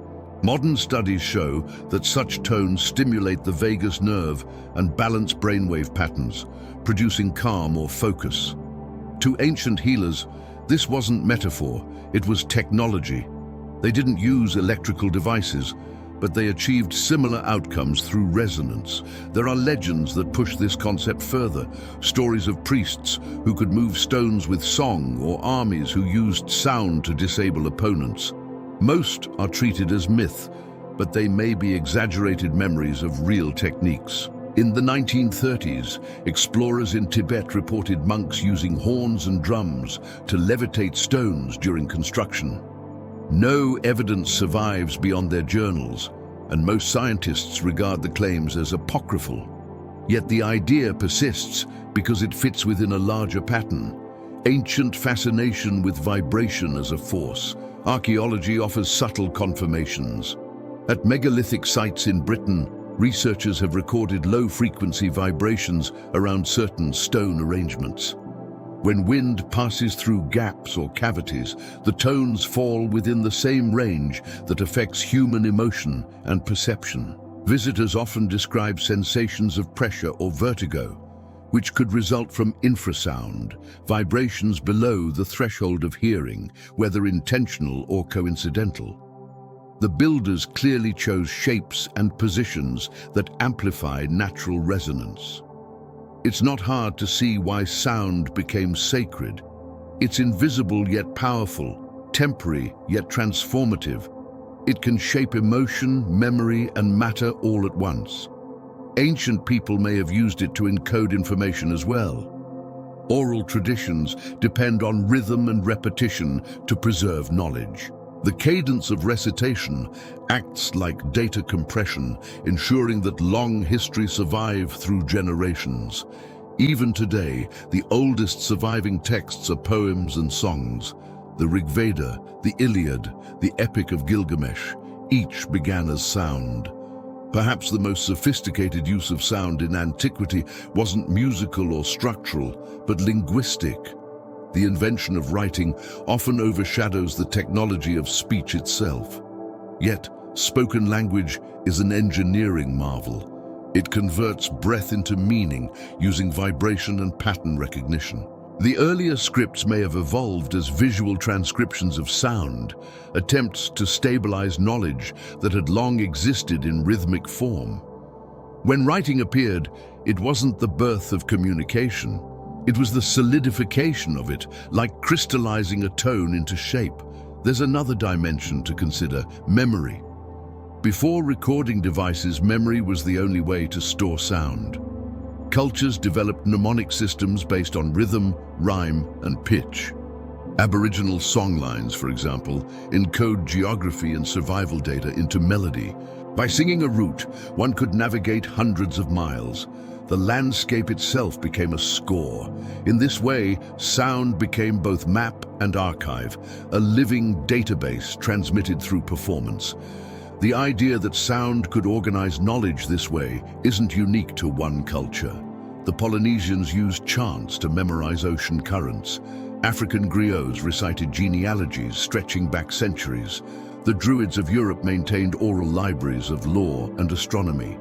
These weren't mystical talents, they were structured systems, optimized memory technologies built from rhythm and tone. In a sense, they were early computers storing and retrieving data through voice. If we look at sound as information storage, then ancient instruments might have served as recording devices of a sort. The vibration of strings, air columns, and membranes encode frequencies that can reflect mathematical ratios, planetary cycles, or calendar data. A drum beat pattern could measure time. A chant could mirror astronomical movement. The recurring correlation between music and cosmology in ancient cultures begins to make more sense. The universe was a score, and humans were both the players and the audience. That understanding survived in fragments.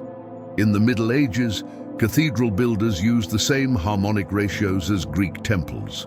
The great Gothic halls of Europe resonate at specific frequencies designed to support Gregorian chant. The architects may not have consciously continued in ancient tradition, but the principles were the same. Structure tuned to sound, sound tuned to mind. The effect is undeniable. Step into one of those cathedrals and speak a single note. It returns multiplied, enveloping, as if the air itself is participating in the conversation. In recent years, scientists have explored how sound affects matter at microscopic scales. Experiments in acoustic levitation, sonoluminescence, and vibrational therapy all demonstrate that vibration can influence both physical and biological systems. Bubbles of water collapse with flashes of light when exposed to ultrasound. Cancer cells respond differently to specific frequencies. In liquids, sound can form standing patterns that resemble cellular structures. It's difficult not to wonder if ancient observers lacking microscopes but rich in patience notice similar effects at larger scales. Patterns in dust, water, or sand responding to voice or instrument. Perhaps what they saw led them to conclude that the universe itself behaves like a vast resonator tuned across scales. Planets orbit like notes in a chord. Atoms vibrate at specific frequencies. Hearts beat in rhythm with breath. The ancients might have expressed this unity through myth, but the underlying principle that vibration links everything is not wrong. Even now, our technology is built on sound in invisible forms. Ultrasound imaging maps bodies through vibration. Sonar charts the ocean floor, radio waves, technically frequencies far below light, carry voices and data across space. Every communication system, from telephones to spacecraft, is an evolution of acoustic thinking. We've digitized vibration, but we haven't changed its essence. The knowledge that began with a drum beat or a chant still drives our most advanced machines. What's curious is how little we notice this continuity. We tend to separate the ancient and the modern, myth and science. Yet the connection is constant. The ancients may have lacked electricity, but they understood resonance. We may have lost their simplicity, but we rediscovered their laws in laboratories. The vocabulary changed, the instruments changed, but the song remained the same. If sound once served as both tool and teacher, it might also have been a way of preserving ideas that couldn't be written down. Certain knowledge may have been passed through frequencies, tones known only to initiates, encoded patterns that conveyed instruction to those who understood. This isn't fantasy, it's plausible. We already use sound encryption today, embedding data in frequencies beyond normal hearing. The same could have been done millennia ago, intentionally or by accident. Some ancient instruments produce ultrasonic overtones that modern microphones detect, but the human ear cannot. Whether coincidence or design, the capability existed. As we continue to unearth and study ancient sites, more of these acoustic features come to light. Caves with overlapping echoes that simulate polyphony, stairways that transform footsteps into melodies, chambers that sustain a human voice for impossible durations. These effects demonstrate deliberate testing and adjustment. Whoever built those places understood that sound was not just for ceremony. It was a precise science. If you think of civilization as an ongoing conversation between humans and their environment, sound is its earliest dialect. It's how we learn to measure, remember, and connect. The forgotten civilizations may have reached levels of acoustic sophistication that we're only beginning to rediscover. And perhaps that rediscovery is the real purpose of studying them. Not to find lost machines, but to remember that knowledge can exist in any form, even one as fleeting as vibration. When you stand in an ancient temple or among tall stones and feel a subtle hum under your breath, you're hearing more than echo. You're hearing continuity. The same frequencies that once guided the shaping of worlds still move through air, water, and you. The ancients might have called it spirit or harmony or the voice of the earth. We call it physics. But the difference is only in the language, not the experience. And just beyond that hum, beyond the reach of direct observation, there are stories, myths, and legends that describe gods descending from the sky, bringing knowledge of sound, light, and measurement. Whether those stories are history or metaphor, they suggest a lineage that perhaps the builders didn't invent these sciences but remembered them.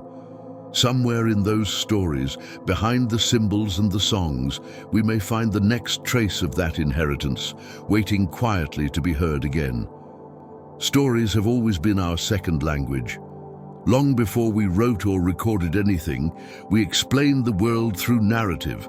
Myths were the first form of science. The earliest data models, compressed into symbols and memory. Every culture used them to store what couldn't yet be measured, to make sense of the invisible through images that could be remembered. The result is a vast library of inherited messages, half dream, half observation, waiting to be decoded. When we look closely, these myths are surprisingly consistent. Across continents and centuries, people who never met described the same ideas. A great flood that reset the world, gods descending from the sky to teach civilization. The building of towers or gardens or machines that connected heaven and earth. These aren't just coincidences of imagination. They're signals of shared memory, perhaps carried through migration, trade, or the deep patterns of human psychology.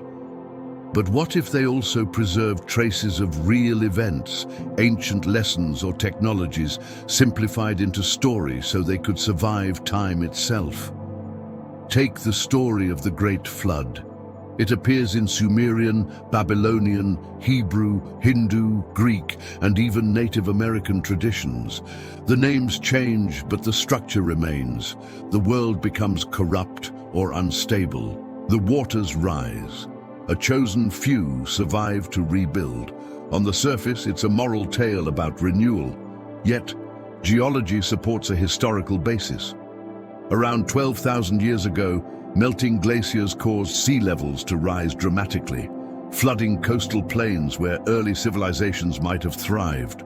A story that began as lived experience. Communities watching their world disappear underwater could easily have evolved into myth. Over generations, the details blurred, but the core remained. A civilization lost, knowledge scattered, the survivors charged with remembering. That theme of survival through transmission appears everywhere. In Greek mythology, Prometheus steals fire, a symbol of technology, from the gods and gives it to humans. In Sumerian legends, the Apkallu are half-human sages sent from the sea to teach humanity writing, mathematics, and agriculture. In Egypt, Thoth brings the art of language. In Mesoamerica, Quetzalcoatl arrives from the east to teach astronomy and law. In each case, a divine or semi-divine figure bridges a gap, transferring knowledge from a higher or older realm to a newer one. Maybe these weren't gods in the supernatural sense, but remembered teachers, members of a civilization so advanced that their abilities seemed divine to those who followed. The idea that myths encode historical memory isn't new. Historians often describe them as cultural fossils, fragments of truth preserved within imagination. But what if some myths are more than memory? What if they're instructions? The stories that repeat most often might be those designed to teach something practical, how to measure the sky, when to plant crops, where to build cities. Hidden within symbolic language, these lessons could pass through centuries without being lost to illiteracy or translation.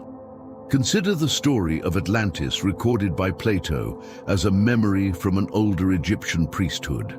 It describes a great maritime civilization destroyed by flood and fire around 9,000 years before his time. Scholars have debated it endlessly. Was it fiction, allegory, or history?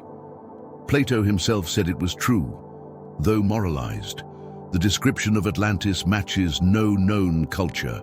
Yet its details, concentric rings of land and water, advanced engineering and a sudden cataclysm, mirror geological changes at the end of the Ice Age.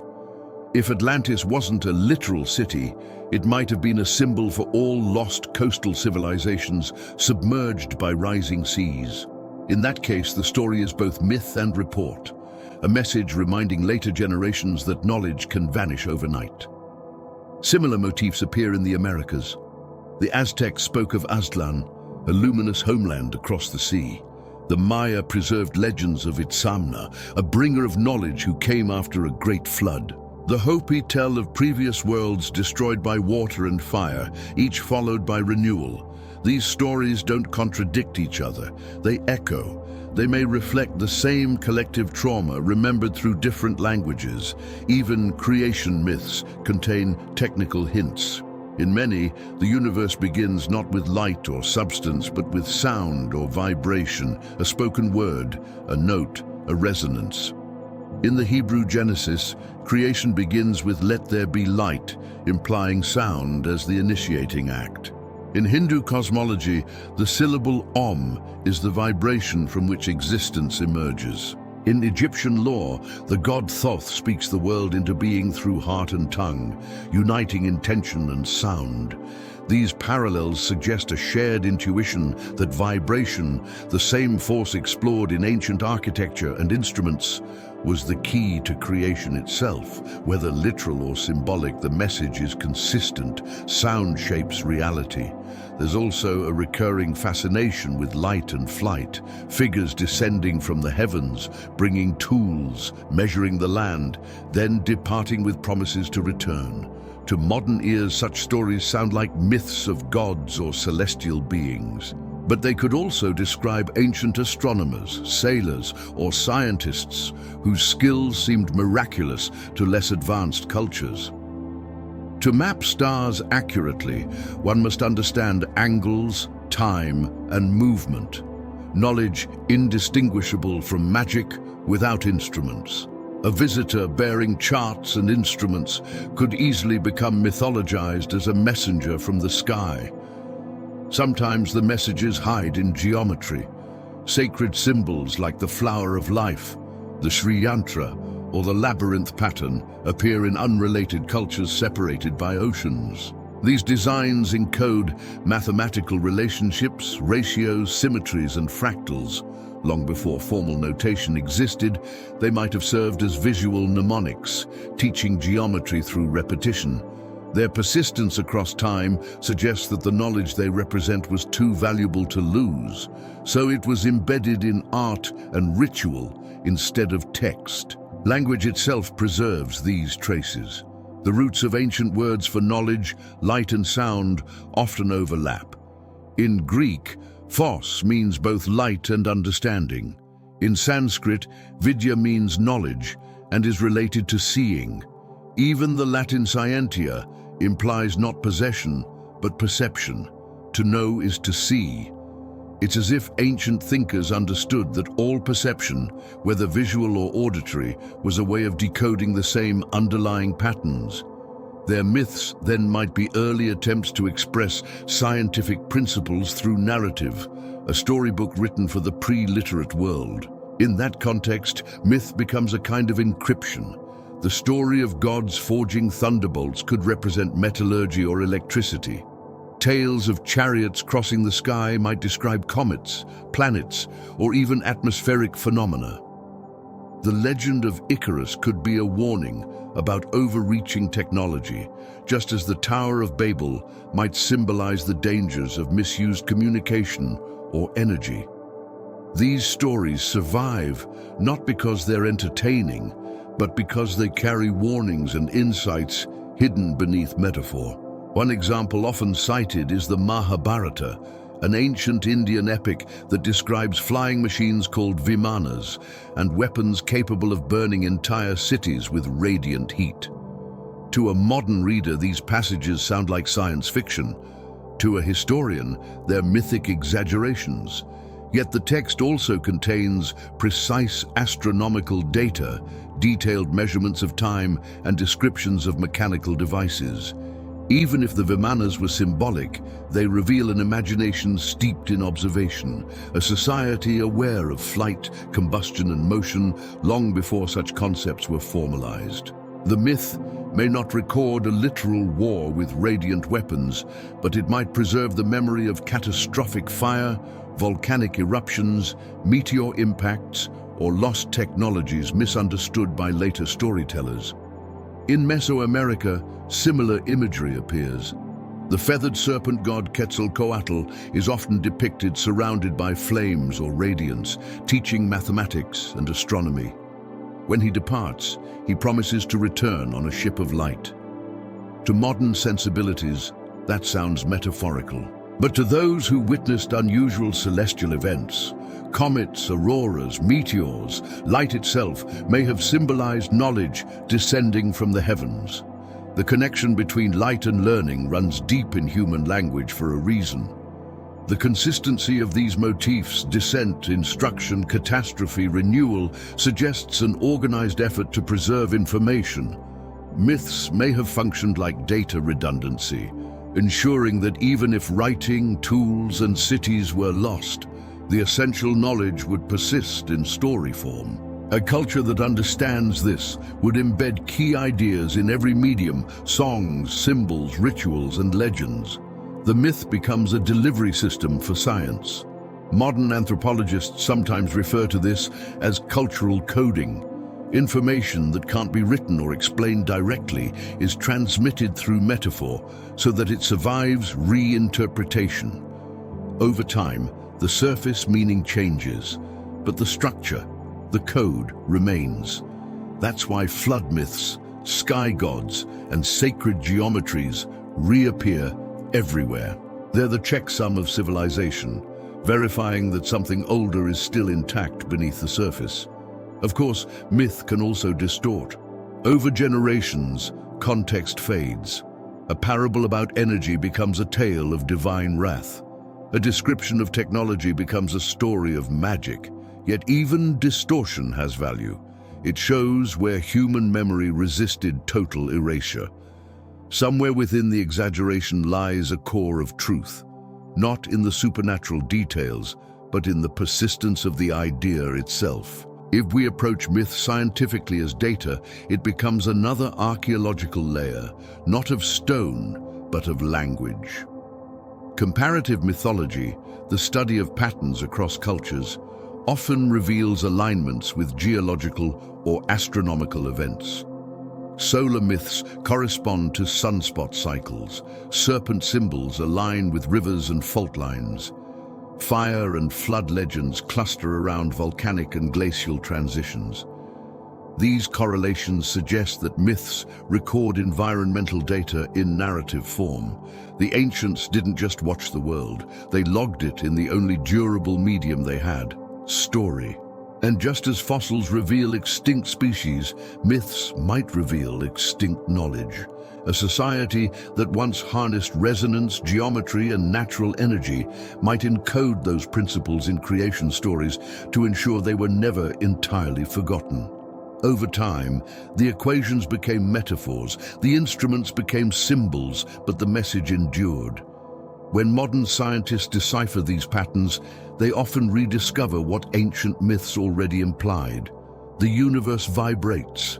Energy and matter interchange. Catastrophes reshape life in cycles. Knowledge can survive destruction if it adapts its form. The ancients didn't predict these truths with mystical insight. They remembered them through story. The more we learn about myth, the more it looks like an early form of encryption, a method for protecting complex knowledge from the fragility of human memory. Perhaps that's the most profound technology the ancients possessed. The ability to turn data into narrative, to hide truth inside story so it could travel through time, unbroken.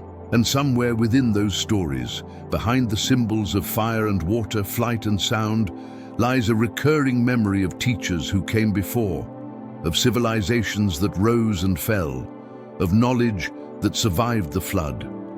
If we could translate every symbol, align every myth, we might find that they all point in the same direction toward a shared origin, a forgotten era, when science and story were the same language.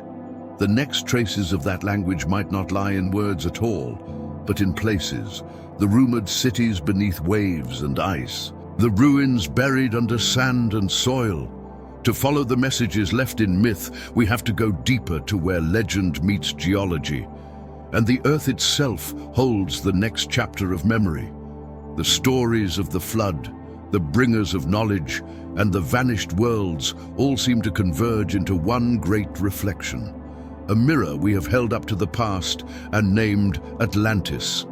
The name itself has become a kind of shorthand for every forgotten civilization, every mystery beneath the sea. Yet when Plato wrote of it more than 2,000 years ago, he described it not as fantasy, but as history.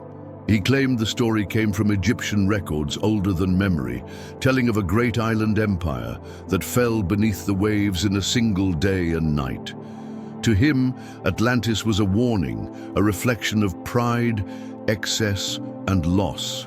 To us, it's a symbol of possibility. Atlantis is the mirror we use to ask how much we've forgotten, whether it was real or not. It forces us to look at our own civilization and wonder what traces of ours would remain if the sea rose again, or if time erased our records. If we vanished tomorrow, how long would our cities endure, our satellites, our plastics, our power grids? They would crumble faster than we imagine. In a few thousand years, only faint scars would mark our presence. In 10,000, even those might be gone. The earth forgets quickly, and water is its most efficient eraser. Plato's account places Atlantis beyond the Pillars of Heracles, the Strait of Gibraltar, describing a continent-sized island rich in metal, agriculture, and architecture. Its people were said to have mastered engineering, built canals and temples, and maintained a vast navy. The description is detailed enough to suggest he was drawing from a specific source, yet no trace has ever been found where he placed it. Some believe it lies beneath the Atlantic, others in the Mediterranean, the Caribbean, or Antarctica. Each theory has its evidence, its anomalies, and its critics, but perhaps the exact location is less important than what the story represents. The idea of civilization as a repeating phenomenon, not a single linear ascent. Geologists and oceanographers have identified numerous sunken plateaus and continental fragments along the ocean floors. The Azores Plateau, for example, rises from the mid-Atlantic ridge and shows evidence of volcanic activity that could have destroyed large land masses in the distant past. The Canary Islands, Madeira, and Cape Verde all bear traces of ancient uplift and collapse. None match Plato's description precisely, but the geography is suggestive. A region where islands could have emerged, flourished, and vanished within the span of human myth.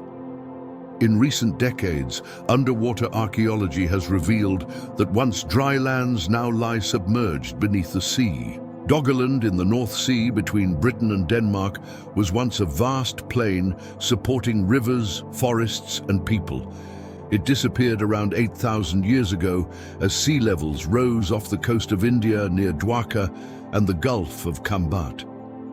Divers have found submerged structures resembling walls and streets dated to roughly the same period. In the Mediterranean, ruins near the island of Thera, modern Santorini, show a civilization destroyed by one of the largest volcanic eruptions in recorded history around 1600 BCE. These discoveries demonstrate that entire cultures can vanish suddenly and leave only faint traces beneath the waves. The parallels to Atlantis are striking, even if not exact. A powerful society, a sudden catastrophe, a flood. These are patterns repeated in both myth and geology. The story's endurance might reflect collective memory of multiple events combined into one symbol. Perhaps there was no single Atlantis, but many coastal civilizations erased by rising seas, remembered through fragments of story until they merged into one enduring myth. Plato's narrative also carries details that feel technical.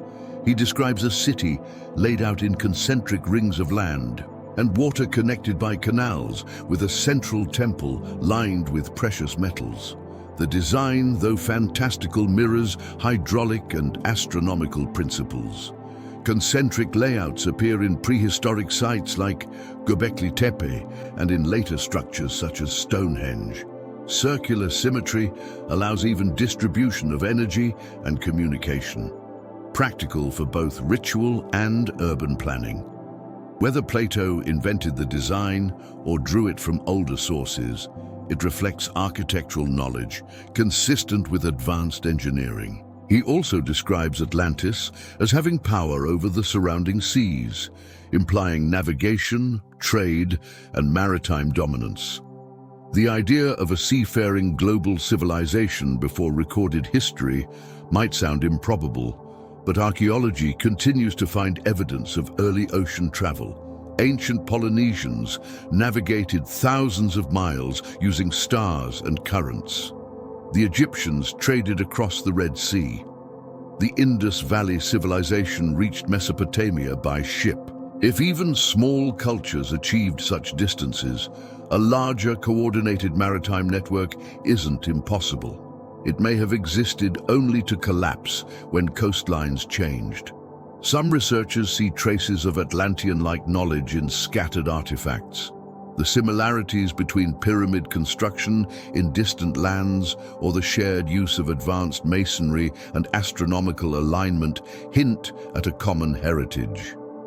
Mainstream science explains these parallels as convergent evolution of ideas, different cultures discovering similar solutions independently.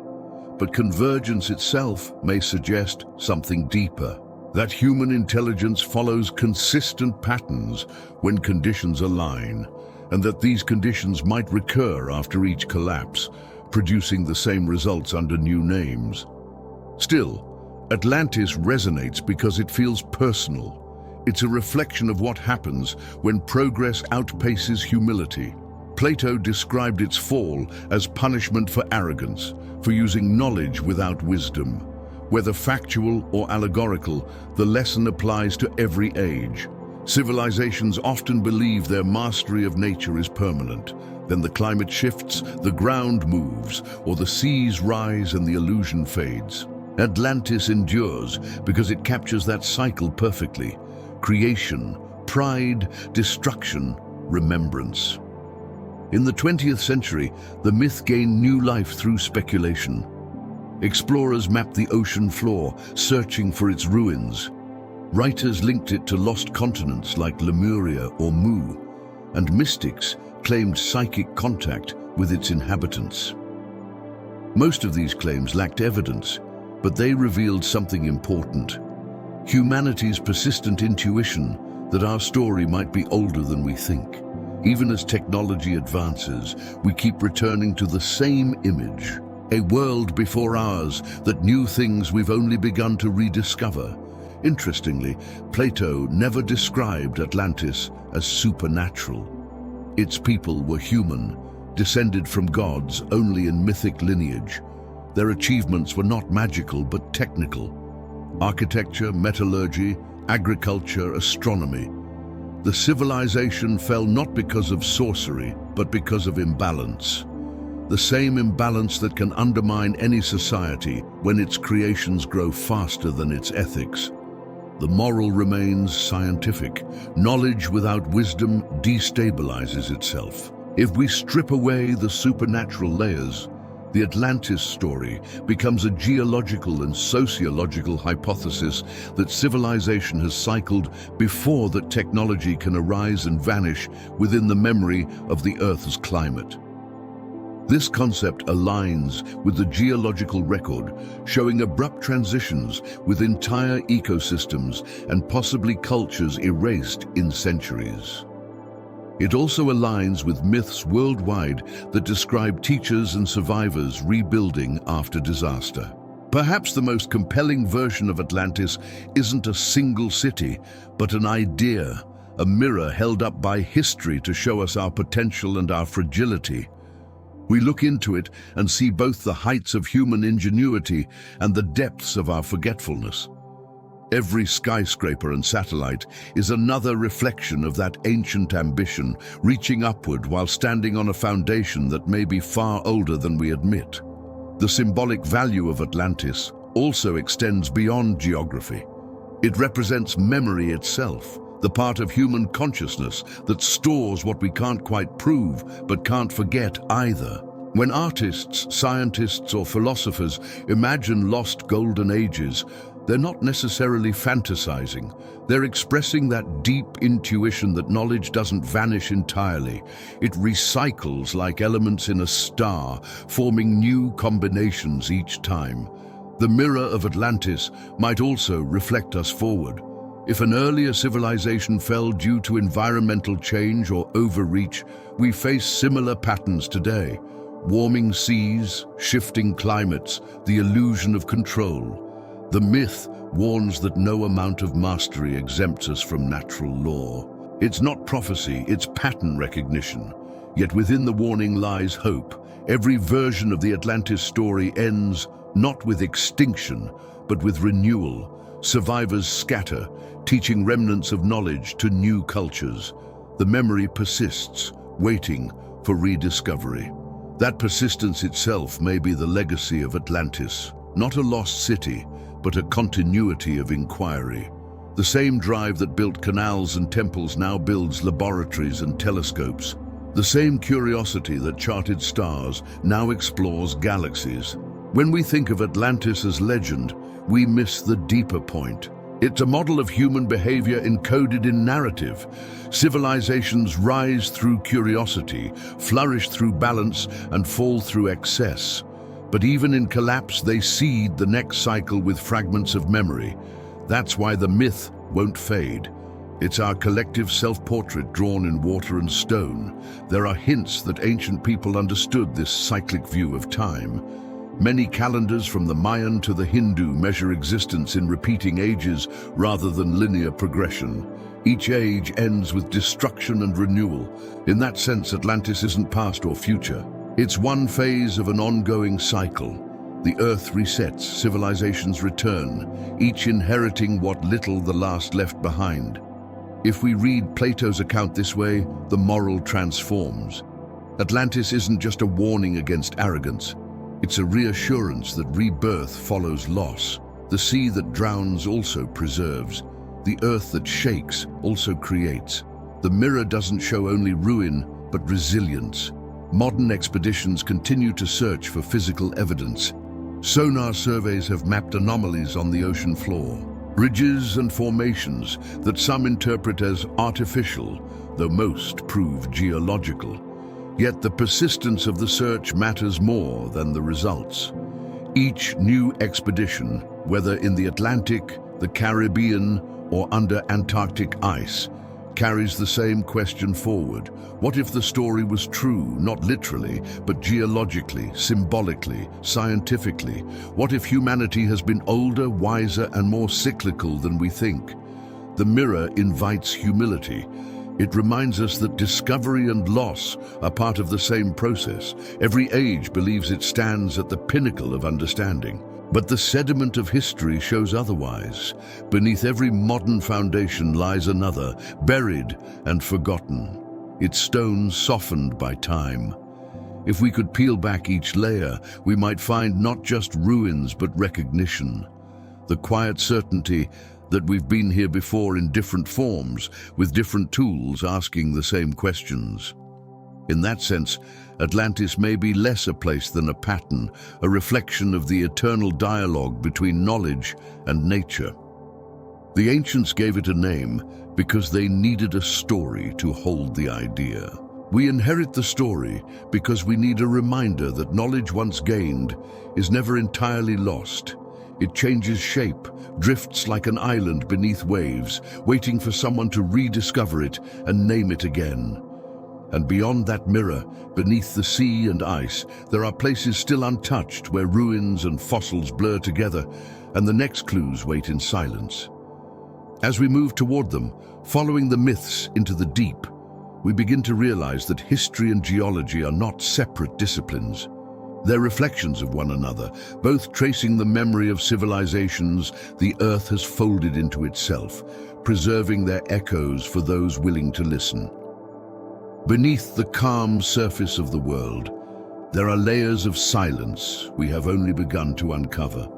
Under the shifting deserts and frozen caps, beneath the places we call inhospitable or empty, the Earth keeps its deepest archives.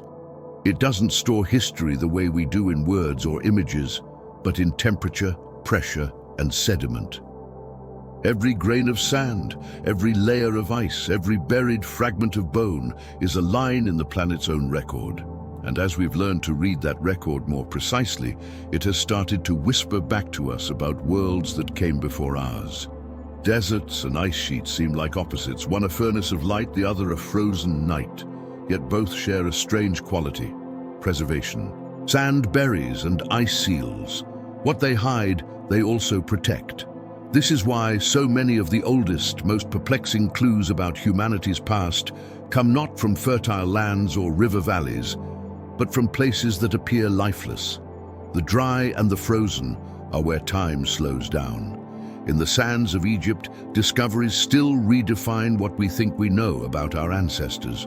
Entire cities have been found beneath dunes, their walls preserved by the very elements that once threatened them.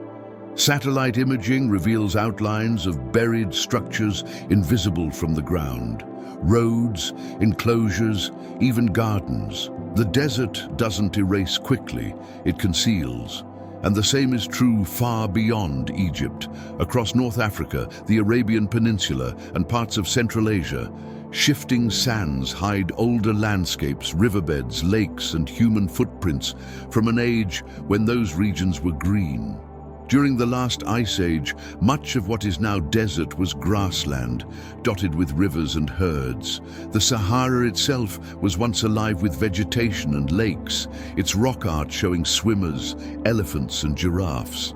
That alone shifts our understanding of where early civilizations could have thrived. If fertile corridors existed, where we now find dunes, they could have supported settlements, trade, and innovation that vanished as the climate changed. Sand swept over villages and temples, burying them until only legends remained. Under the ice, the story is the same, only slower. Antarctica, the coldest and most isolated continent on Earth, was not always a desert of snow. Geological surveys and core samples show that millions of years ago it was covered in forests. More recently, about 12,000 years ago, parts of its coast may have been ice-free. Beneath its miles-thick glaciers lie mountains, valleys, and river systems mapped by radar in exquisite detail. The landscape beneath resembles other continents, complete with canyons larger than the Grand Canyon and mountain ranges as vast as the Alps. What makes Antarctica so compelling is not just its hidden geography, but the possibility that it might preserve traces of human or pre-human activity. Any structure built there before the ice advanced would now be entombed and perfectly preserved. Ice traps, air, microbes, and even pollen for hundreds of thousands of years. It's a natural time capsule, and with every new radar scan, researchers find shapes that challenge expectations, ridges that look too regular, formations that align like walls, and grid-like anomalies that fuel endless debate. Most are natural, the product of geology and glaciation, but the questions they raise keep attention fixed on the frozen continent. The connection between ice and lost civilization isn't new. In the 20th century, some theorists proposed that the Antarctic ice cap might hide the ruins of a forgotten world. Perhaps even the fabled Atlantis relocated south. While those ideas remain speculative, they reflect an intuition shared by many scientists that our current picture of human history is incomplete because so much of it lies under environments we can't yet explore directly. Ocean floors, glaciers, and deserts cover over 90% of the potential archaeological record. We're studying only the exposed fraction. The same challenge exists beneath the seas. Coastal regions now submerged once hosted early settlements. In the Bay of Cambay off India, sonar scans revealed geometric structures buried under hundreds of feet of water, dated by some estimates to 9,000 years ago. Off the coast of Japan, near Yonaguni, a series of massive stone terraces and steps rise from the ocean floor. Debate continues about whether they're natural formations or human-made. Yet their symmetry and orientation make coincidence difficult to accept. Similar underwater formations appear in the Caribbean, the Mediterranean, and around the Azores. Each discovery expands the map of possibility. Under sand or ice, what we find often doesn't look like technology. It looks like pattern, too regular to dismiss but too eroded to define.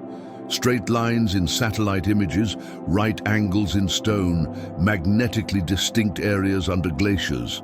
To the cautious mind, these are geological quirks. To the curious, they're whispers of memory. The truth likely lies between natural features modified or chosen by humans long ago, now reclaimed by nature until only faint geometry remains. Our ability to read these hidden layers is improving. Ground-penetrating radar, LiDAR, and ice core analysis now reveal details invisible to the naked eye. In the Amazon, LiDAR scanning has uncovered entire cities beneath the forest canopy, showing roads, plazas, and canals larger than any previously known. The same technology applied to deserts has revealed ancient river systems and settlements thought to have disappeared thousands of years ago.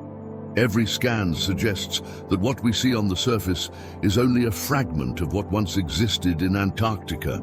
The discovery of subglacial lakes, pockets of liquid water trapped beneath miles of ice, has renewed scientific interest. These lakes are sealed ecosystems isolated for millions of years, yet they may also contain geological records of the continent before it froze.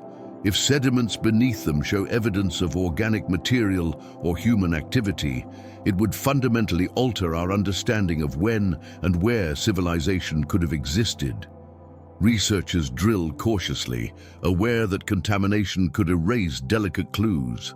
Even so, each core sample draws us closer to a time when the ice itself may have been young.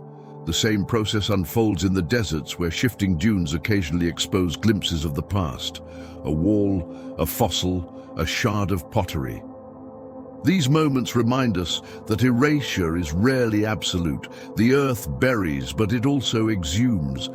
Wind and thaw reveal what they once hid, as if the planet occasionally reopens a page from its own long diary. What makes these buried records fascinating is not just what they show, but what they imply about our species. Civilizations rise where conditions allow. If climate changes, coastlines shift or resources move, people adapt or disappear. But if such shifts have occurred repeatedly over hundreds of thousands of years, then our timeline of first civilizations may represent only the latest visible layer in a much older sequence. Each layer erased most of the last, leaving only hints for the next to rediscover. There's a quiet irony here. The more advanced we become, the more we realize how fragile knowledge is. Paper burns, metal corrodes. Digital data depends on electricity. Sand and ice, indifferent and slow, preserve what we can't. They become our unintentional libraries. Fossils, ruins, even imprints of bacteria endure longer than any monument of steel. When we study those records, we're not just learning about others. We're seeing how the Earth remembers better than we do. In Greenland, cores drilled from 2 miles of ice have revealed dust, ash, and isotopes that trace volcanic eruptions, solar storms, and climate changes going back hundreds of thousands of years. Each layer represents a season, frozen data in perfect order. Reading them is like listening to the heartbeat of the planet over deep time. But between the stable rhythms, there are anomalies. Sudden spikes in temperature, mysterious chemical markers, and layers of ash whose origins remain uncertain. Some may correspond to asteroid impacts or massive fires. Others could represent events we don't yet recognize, disruptions large enough to reset ecosystems, perhaps even civilizations. If the Earth has endured many cycles of rise and collapse, then beneath every desert and glacier, there may be chapters of culture we'll never fully read. But the hints we do find, roads under dunes, stone terraces beneath waves, and geometric shadows under ice, suggest that intelligence has left its fingerprints again and again, each time wiped clean, each time beginning anew. Even in the most remote places, traces of human presence appear. Microplastics have reached the bottom of the Mariana Trench and the interior of Antarctic snow. If we vanish, those residues will remain as part of the next geological layer. Our own faint signal to whoever comes after. The Earth will file us away with everything else, sealed under future sediments and ice. In that sense, we're already joining the archive. We study the notion of hidden civilizations beneath ice and sand often attracts speculation, but the scientific principle behind it is straightforward. Visibility is not permanence. Most of human history lies where we cannot see. Archaeologists estimate that less than a small fraction of ancient sites have been found. The rest are buried, eroded, or submerged.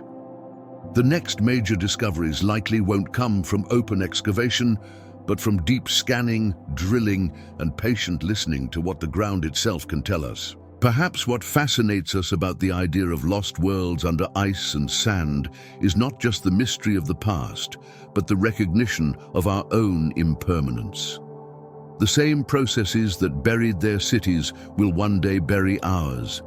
The same dunes and glaciers that conceal their stories will in time write over ours, Yet just as their memory persists in myth and stone, ours will persist in data and debris. The medium changes, the message repeats. Every discovery, a fossilized footprint, a tool, a submerged wall acts as a reminder that history is not a straight line, but a mosaic built layer by layer. Each era covers the last, but never entirely. There's always a fragment that survives, waiting to be rediscovered to trigger the next round of curiosity. Somewhere under the ice of Antarctica, under the dunes of the Sahara, and under the waves of forgotten coasts, the remains of earlier knowledge may still rest intact. Maybe it's nothing more than pottery and tools. Maybe it's something more, a technology so integrated with nature that we no longer recognize it as such. Either way, the record is there waiting. And when those traces finally come to light, when the next buried structure or fossilized tool is pulled from silence, it may not just add to our timeline. It may bend it, showing that progress and memory are not opposites, but partners in the long rhythm of Earth's story. Beneath ice and sand, the planet keeps its memories cool and dry, patient and quiet, until curiosity returns to ask again what it once knew. Beyond those frozen vaults and buried deserts lies another kind of record, one not stored in rock or ice, but in the very structure of the planet itself. The next layer of this exploration belongs to the world's own memory. The slow, vast system through which Earth records everything that has ever happened on its surface. The planet remembers everything. It does not do so deliberately, but through its own physics, through chemistry, temperature, and pressure. Every action, every climate, every movement leaves a trace somewhere. If you look closely enough, the Earth itself functions as one enormous time capsule, archiving every layer of its history beneath the thin skin of the present.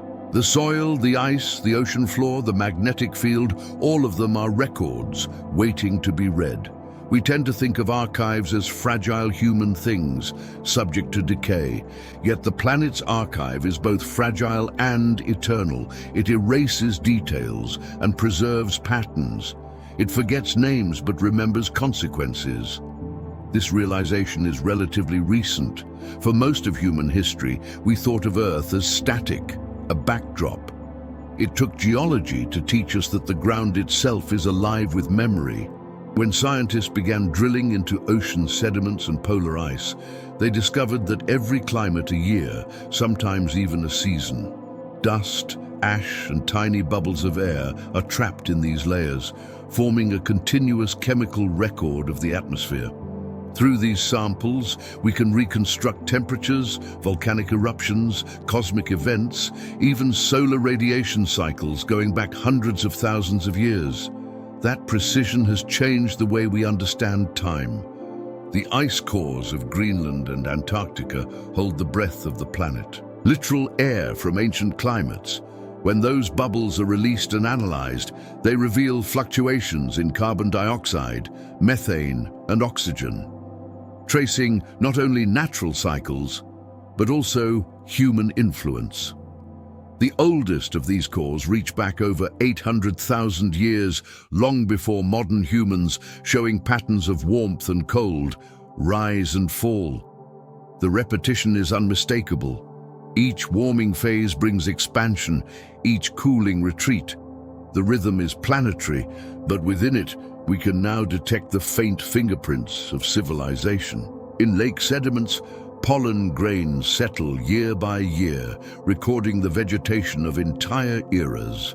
When the pollen changes abruptly, it signals shifts in temperature, rainfall, or human activity. Charcoal particles tell of fires often synchronized across continents. Oceanic cores record layers of microfossils, each species tied to a specific climate condition. Together, these natural archives form a kind of planetary diary written in chemistry and biology.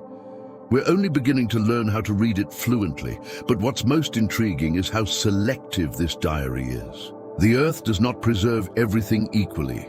Organic materials vanish quickly, metals corrode, plastics break down over centuries, though traces will persist as microfragments for far longer.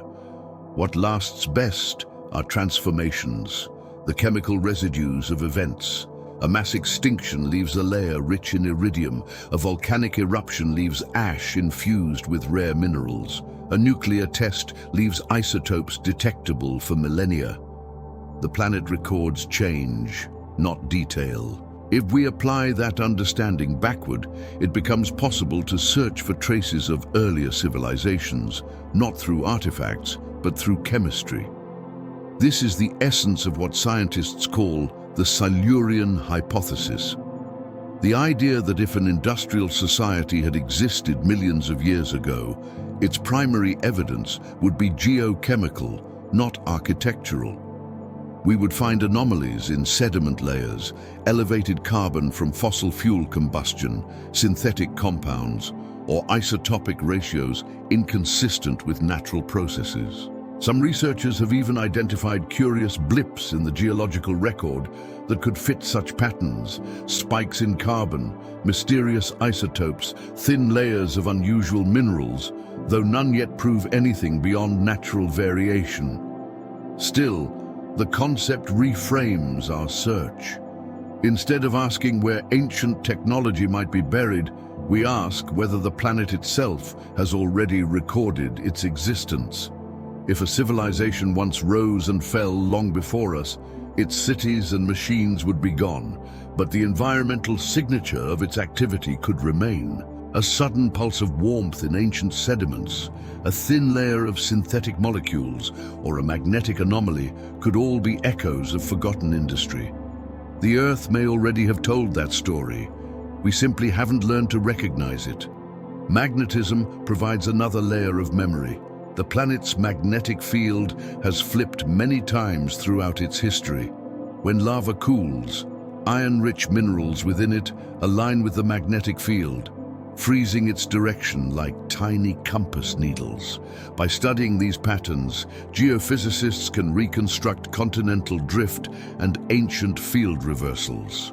It's a planetary recording system built into rock. Some reversals coincide with extinctions or climate shifts, though the link remains debated. Still, the magnetic archive reminds us that even the invisible forces around us carry memory. The Earth keeps track of its own orientation, its own heartbeat, and perhaps even the influence of cosmic events beyond our atmosphere. There are stranger records too. Deep within the crust, radiation from natural uranium decays into distinct isotopes over predictable timescales. By measuring these ratios, scientists can date rocks billions of years old, but they can also detect anomalies. In Gabon, Africa, a uranium deposit discovered in the 1970s showed isotope ratios that suggested sustained nuclear reactions had occurred there naturally 2 billion years ago. It was a natural reactor operating in pulses for hundreds of thousands of years. The discovery stunned physicists. Nothing artificial was involved. Yet the phenomenon mirrored the function of human-built reactors. The planet on its own had achieved nuclear fission. The site now serves as a reminder that many things we consider unique to civilization can also emerge spontaneously in nature. This blurring between natural and artificial complicates our sense of evidence. If we did find a geochemical anomaly, how would we distinguish an ancient civilization from a planetary event? A large volcanic episode or asteroid impact could mimic the same chemical signals as industrial pollution. The only difference would be complexity, the presence of compounds that nature doesn't normally produce. So far, we haven't found any definitive traces, but we've barely scratched the surface of Earth's deep record. Most oceanic crust, where such evidence might lie, is constantly recycled by tectonics every 200 million years. The planet erases itself slowly but thoroughly, and yet not completely. Diamonds carry carbon from the deep mantle, sometimes containing inclusions that predate life itself. Amber traps insects from prehistoric forests, preserving not just shape, but biochemistry. Ice seals air from vanished atmospheres. The Earth, without intention, has preserved moments of impossible antiquity. Each one is a message in its own medium, compressed and patient. When we consider these natural archives, a larger pattern emerges. The planet is both the author and the librarian of its own story. We, its most recent chapter, are learning how to read what it wrote long before we arrived. In doing so, we also begin to see how easily our own records could vanish. Our cities, built of concrete and steel, would crumble in tens of thousands of years.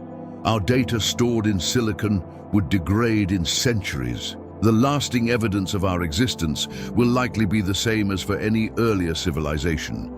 Chemical, not cultural. A brief layer of altered atmosphere, a spike in carbon, a residue of synthetic molecules, then silence. That perspective changes how we see ourselves. It suggests that the true history of civilization may be cyclical, not only in culture, but in geology. Each industrial phase, whether ours or another, leaves a trace which the planet folds into its sediments before beginning again. The record is cumulative but discontinuous, like pages scattered through a long book. Some pages are lost, others rewritten, but the themes repeat. There's another subtler archive too, one written not in stone, but in biology. DNA records, adaptation, environmental stress and mutation. Traces of ancient viruses remain in our genome, fossils of infection that changed who we are. Similarly, if earlier intelligent life altered the biosphere, its effects might persist in unexpected ways. Unusual gene distributions, extinct lineages that appear abruptly and vanish without clear cause. Paleontology already shows such patterns, sudden bursts of diversity followed by collapse. They may represent environmental upheaval, but they could also mark moments when intelligence briefly appeared, changed the planet, and disappeared again. The idea seems vast, almost too large to hold in mind, that the planet itself might have hosted multiple epochs of awareness, each leaving only chemical shadows for the next to interpret. Yet the evidence, incomplete as it is, leaves space for the possibility. The Earth's own processes make such cycles inevitable. Life arises, evolves, transforms its environment, and is eventually reset by change. Each time, memory grows a little deeper in the crust and the core. We often imagine time as a line moving forward, but geology teaches a different lesson. Time on Earth behaves like sediment. It accumulates, compresses, and folds back on itself. Ancient layers rise again through tectonic movement, bringing the past to the surface in pieces. In that sense, the planet's time capsule isn't buried, it's circulating. It constantly exchanges memory between deep and shallow, between what was and what is. Every time we dig, drill, or analyze, we're participating in that exchange. We're reading a few sentences from a book that never ends. We take samples from ice, soil, and rock, trying to reconstruct the shape of what's missing. And what we find is humbling, not perfection, but persistence. The planet doesn't need to remember everything, because it knows that eventually someone will rediscover enough to begin again. That's what makes the study of these archives so powerful. It connects the scientific and the philosophical. When we study ice cores or magnetic reversals, we're not just collecting data. We're tracing the continuity of intelligence itself, whether human, ancient, or future. We're seeing how knowledge is stored, not only in minds, but in materials. The planet is in its own slow way a teacher. It keeps the answers buried until we're ready to ask the questions correctly.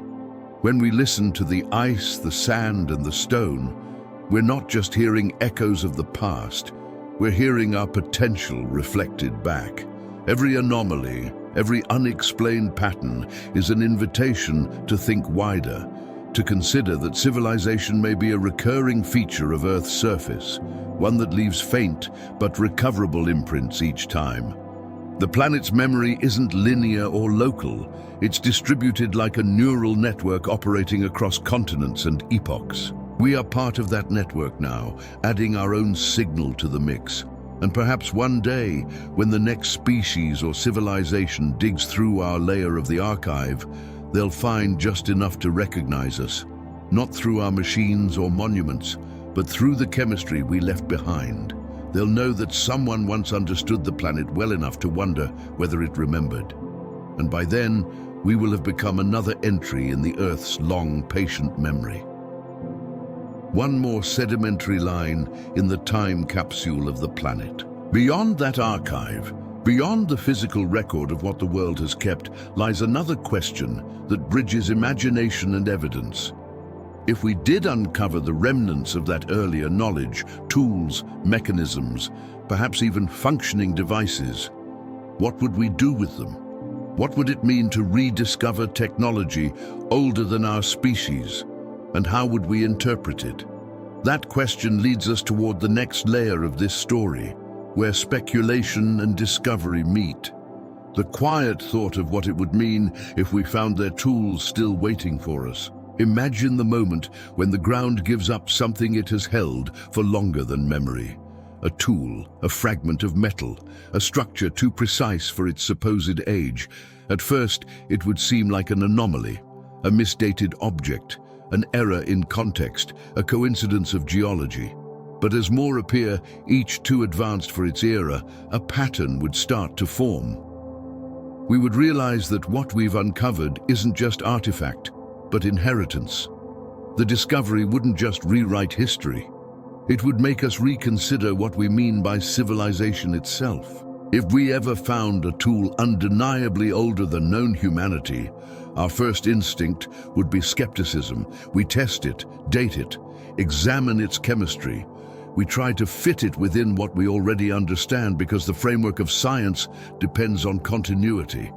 But every major discovery in history has forced that framework to stretch. The first fossils that hinted at extinction, the first galaxies beyond our own, the first quantum experiments. Each began as an impossible observation. So too would an ancient technology that defies time. To imagine such a find, it helps to think about what kind of object could survive. Metal corrodes, wood decays, even stone erodes.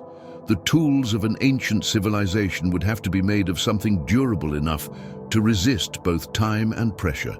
Perhaps crystalline ceramic or mineral composites, some natural materials already fit that description. Zircon crystals can survive billions of years. Synthetic versions of such materials could outlast continents. If an earlier species or culture achieved even a modest level of technological sophistication, it's possible they left behind objects that still exist, embedded deep within rock layers or ocean sediment, mistaken for geological formations. Occasionally, we encounter what scientists call out-of-place artifacts, objects that appear inconsistent with their surroundings. Most have rational explanations: intrusive burial, misidentification, contamination. Yet a few remain stubbornly ambiguous. Machined-looking stones from ancient strata, metallic spheres with balanced grooves, coal deposits containing what seem to be worked fragments. None have passed the rigorous standards of proof required to confirm artificial origin, but their existence keeps curiosity alive. They remind us that discovery often begins with anomalies that don't yet make sense. If a genuine artifact from a forgotten civilization were ever confirmed, the reaction would depend on its nature. A simple tool would raise questions about the timeline of intelligence. A complex mechanism, something with moving parts or encoded data, would change everything. It would prove that the story of technology doesn't begin with us. It would suggest that innovation might be a planetary phenomenon arising and disappearing in cycles. The Antikythera mechanism found in the Mediterranean offers a glimpse of how such a revelation might unfold when it was first discovered, encrusted and corroded. No one recognized it as a computer. It took decades of study and imaging to reveal its gears and purpose. Now we know it modeled the motions of the planets. Imagine something even older recovered from deeper strata, a device operating on principles we only partly understand. We might recognize its function immediately, or we might not. Its technology could be so integrated with natural systems that we mistake it for mineral or fossil. Our ability to recognize technology depends on familiarity. We look for shapes, symmetry, and patterns that resemble our own designs. But what if earlier intelligence used materials or logic beyond our comprehension? What if their machines were biological, or their data stored in crystalline lattices rather than circuits? We might walk past their artifacts without recognizing them. A piece of advanced machinery could look to us like a common stone, its internal structure invisible to casual examination. Only with new instruments might we notice the anomaly. A molecular arrangement too ordered to be natural, or isotopic ratio, suggesting deliberate engineering. Even if we did recognize such a tool, interpretation would be complex. A device millions of years old would likely no longer function. Its energy source, if it had one, would be exhausted. Its purpose might be indecipherable. We might not even know whether it was practical, ceremonial, or informational. Yet, the mere fact of its existence would carry meaning. It would show that intelligence capable of shaping matter with precision once existed here, and that we are not the first to do so. The emotional impact of such a discovery might be greater than the scientific one. It would challenge our sense of uniqueness, our narrative of progress. We often imagine ourselves as the culmination of evolution, the only species to cross a certain threshold of awareness. To learn that another civilization once reached similar or greater heights and was forgotten would shift our perspective profoundly. It would remind us that progress isn't destiny, it's opportunity easily lost.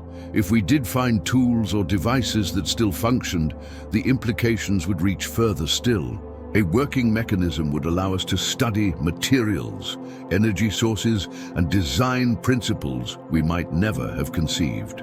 It could revolutionize science or confound it. If the technology were sufficiently advanced, we might not even know how to turn it on. It could rely on principles outside our physics or interfaces we don't recognize. We might need to reverse engineer its context before we could even hypothesize its use. In that sense, the discovery would be as humbling as it would be inspiring. There's precedent for such humility. Many ancient inventions were misunderstood when first rediscovered. Concrete, for instance, was lost after Rome and reinvented centuries later. Greek fire, Damascus steel, and other lost technologies demonstrate how easily knowledge can vanish. Each rediscovery feels new, but in truth it's a reawakening. The same could happen on a far grander scale if we ever unearthed truly ancient machines. Our first step would likely be caution. The artifact would be isolated, scanned, and tested. Scientists would argue over authenticity and function. The public would speculate. Some would deny its possibility. Others would seek confirmation of old myths. Governments might withhold findings until analysis was complete, fearing social disruption. Eventually, though, the evidence would speak for itself. A device built millions of years ago, operating with precision and purpose, could not be ignored. It would raise immediate practical questions. Was the civilization that made it native to Earth or something else entirely? Were they like us biologically or something different? Did they leave voluntarily, or were they erased by catastrophe? If they understood the planet well enough to build technology that survived geological ages, why did they disappear? The answers might lie within the artifact itself. It could contain information encoded in a form we have yet to decode. Vibrations, magnetic fields, or arrangements of atoms functioning as data. Modern researchers are already exploring storage at atomic scales. Perhaps someone did it before. The idea may seem improbable, but it aligns with how knowledge behaves in the universe. Once a principle is discovered, flight, energy conversion, computation, it becomes available to any mind capable of understanding it. If life evolves intelligence multiple times, the same discoveries may recur in different eras. The tools may differ, but the logic stays constant. The wheel, the lever, the gear, the circuit, all are manifestations of physics. The same could be true for whatever comes next, or whatever came before. Finding ancient technology would also alter how we approach our future. It would show that civilization can vanish completely, leaving only fragments. It would make us think differently about preservation, sustainability, and memory. We would understand that survival isn't just about progress. It's about redundancy, ensuring that knowledge endures even when the systems that support it collapse. There's a quiet lesson in the possibility of rediscovery. Each generation believes it's reaching unprecedented heights. Yet we keep finding evidence that earlier ones may have walked similar paths. The Antikythera mechanism, the precision stonework, the impossible maps, all hints that our story may be a repetition. If so, then progress isn't linear, but circular, each cycle leaving traces for the next to interpret. Finding a tool from that previous loop would confirm the pattern. The artifact might not even need to be mechanical. It could be conceptual, a coded sequence, a mathematical constant, a message embedded in the natural world.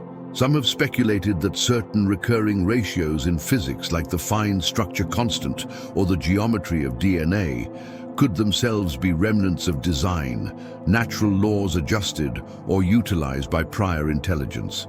If so, the entire planet might already be an engineered system, self-regulating and self-recording, a machine that outlasts its makers. We can't know until we look, and we are looking. Deep core drilling, deep sea exploration, planetary radar, and space probes are all part of the same effort to read the memory of the universe. Each time we find something unexpected, a geometric pattern on a distant moon, a magnetic anomaly under ice, we face the same question: natural or intentional? The line between them grows thinner as we learn more about how nature organizes itself. If the day ever comes when a piece of undeniable ancient technology is found, the challenge won't just be to study it, but to understand it philosophically. What does it mean for intelligence to reappear in cycles? Are we part of an ongoing experiment, or simply the current expression of nature's capacity for awareness? The answers might not diminish us. They might place us in context, one chapter in a planetary continuum of thinking matter. And yet perhaps the most profound discovery wouldn't be the tool itself, but the realization that we've already been surrounded by their work all along. That the world we inhabit is in some sense their legacy.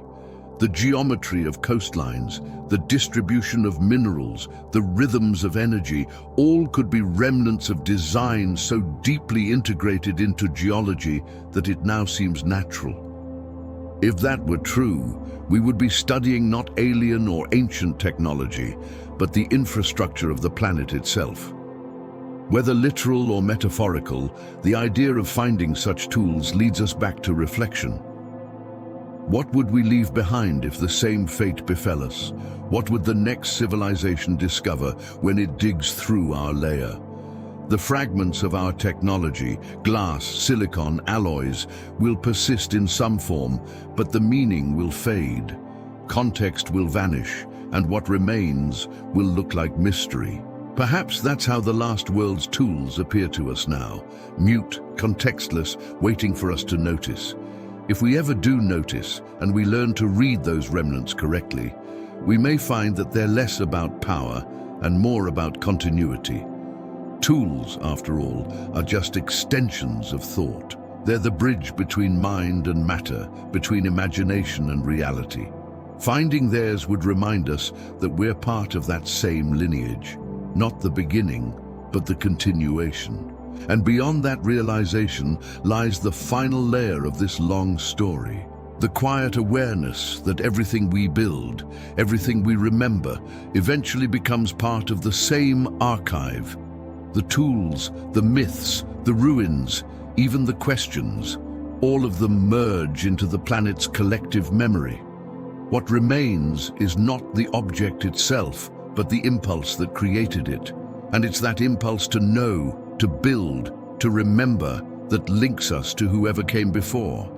That continuity leads us into the last reflection, the idea that civilization itself, not just its artifacts, might be a form of memory. That what we call progress may simply be the planet recalling itself through us in cycles too vast for any single lifetime to perceive. Civilization is a kind of memory. It doesn't remember in the way a mind does with images or words, but through continuity. The shape of our cities, the design of our tools, the systems we build to organize life, all of it is a form of recollection. Each generation inherits fragments of understanding, refines them, and passes them on. What we call progress might simply be this collective remembering repeated over thousands of years. The tools change, the languages evolve, but the underlying drive stays constant to understand the world and to preserve that understanding long enough to share it. When we look at history through this lens, the rise and fall of civilizations resemble patterns of memory formation in a brain. There are bursts of innovation followed by periods of decay and loss, then recovery. Knowledge spreads, consolidates, and sometimes collapses, only to reappear in a different form. The memory never truly vanishes.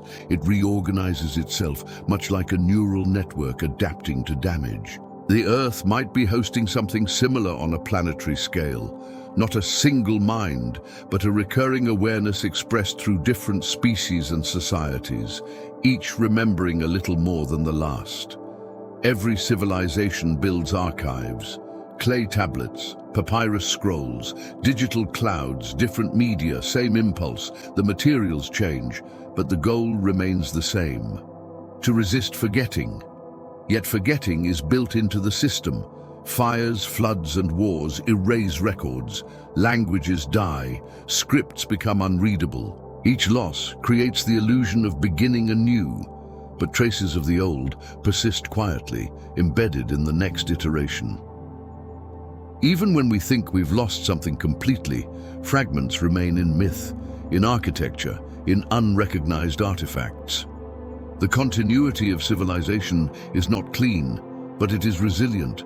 If we imagine the planet as an organism, then civilization might be its memory organ, storing experience in cultural form. Human activity, for all its chaos, functions like a distributed intelligence, recording environmental data, creating feedback loops, modifying climate, and building structures that alter the planet's surface.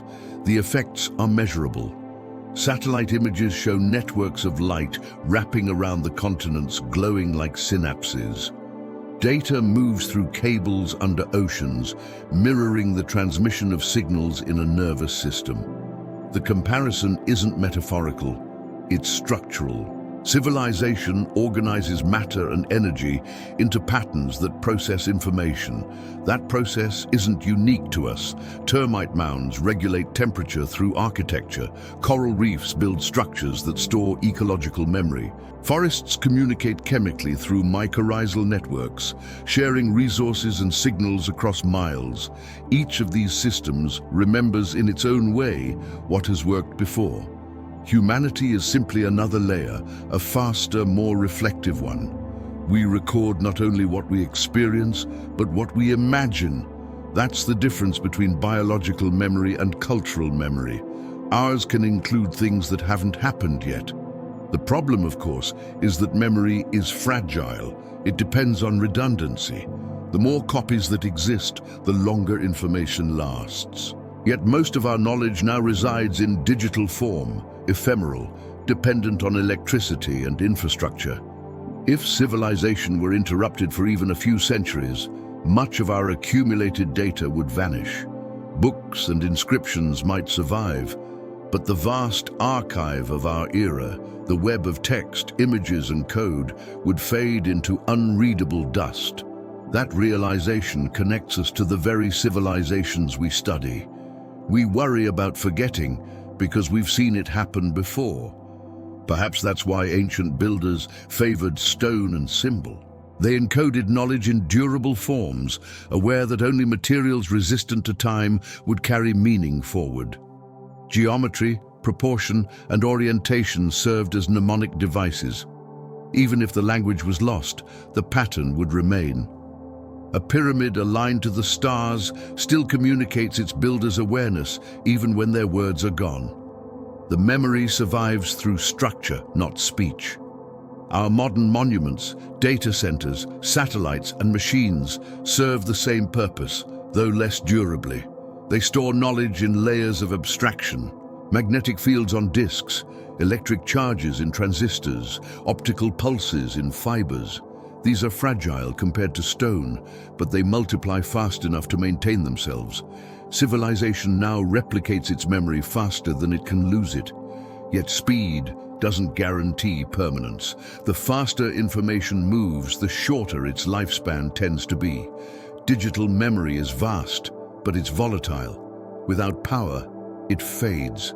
It's possible that earlier civilizations faced the same problem in different forms. They might have relied on materials or systems that seemed permanent, but weren't. Over tens of thousands of years, even the most sophisticated technology can erode into invisibility. The few traces that do survive become myth. The stories of gods bringing fire, of lost golden ages, of knowledge descending from the sky. These may be echoes of that fading memory. The transmission continues, but the medium changes. Each generation, without realizing it, reconstructs part of the same story.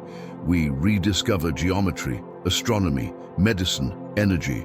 The same ideas refined and renamed. It's not that we start from nothing. We start from what the Earth allows us to remember. Climate, resources, and curiosity set the boundaries. When conditions align, civilization blooms again. The patterns of trade, governance, and architecture return almost instinctively, as though they were written into the collective code of humanity. That repetition may not be coincidence. It may be recall. Even myth behaves like a long-term memory system. The details distort, but the essence persists. Catastrophe and renewal, fall and rebirth. These cycles describe not just morality, but the mechanics of history. Civilizations rarely disappear without trace. They transform into the next. Mesopotamian ideas shaped Greek thought, which shaped modern science. Egyptian architecture influenced Roman engineering, which inspired the design of cathedrals and skyscrapers. Each layer reinterprets the one before. What we call innovation is often rediscovery through new perspective. If earlier civilizations existed and vanished, they may still be influencing us indirectly through environmental inheritance.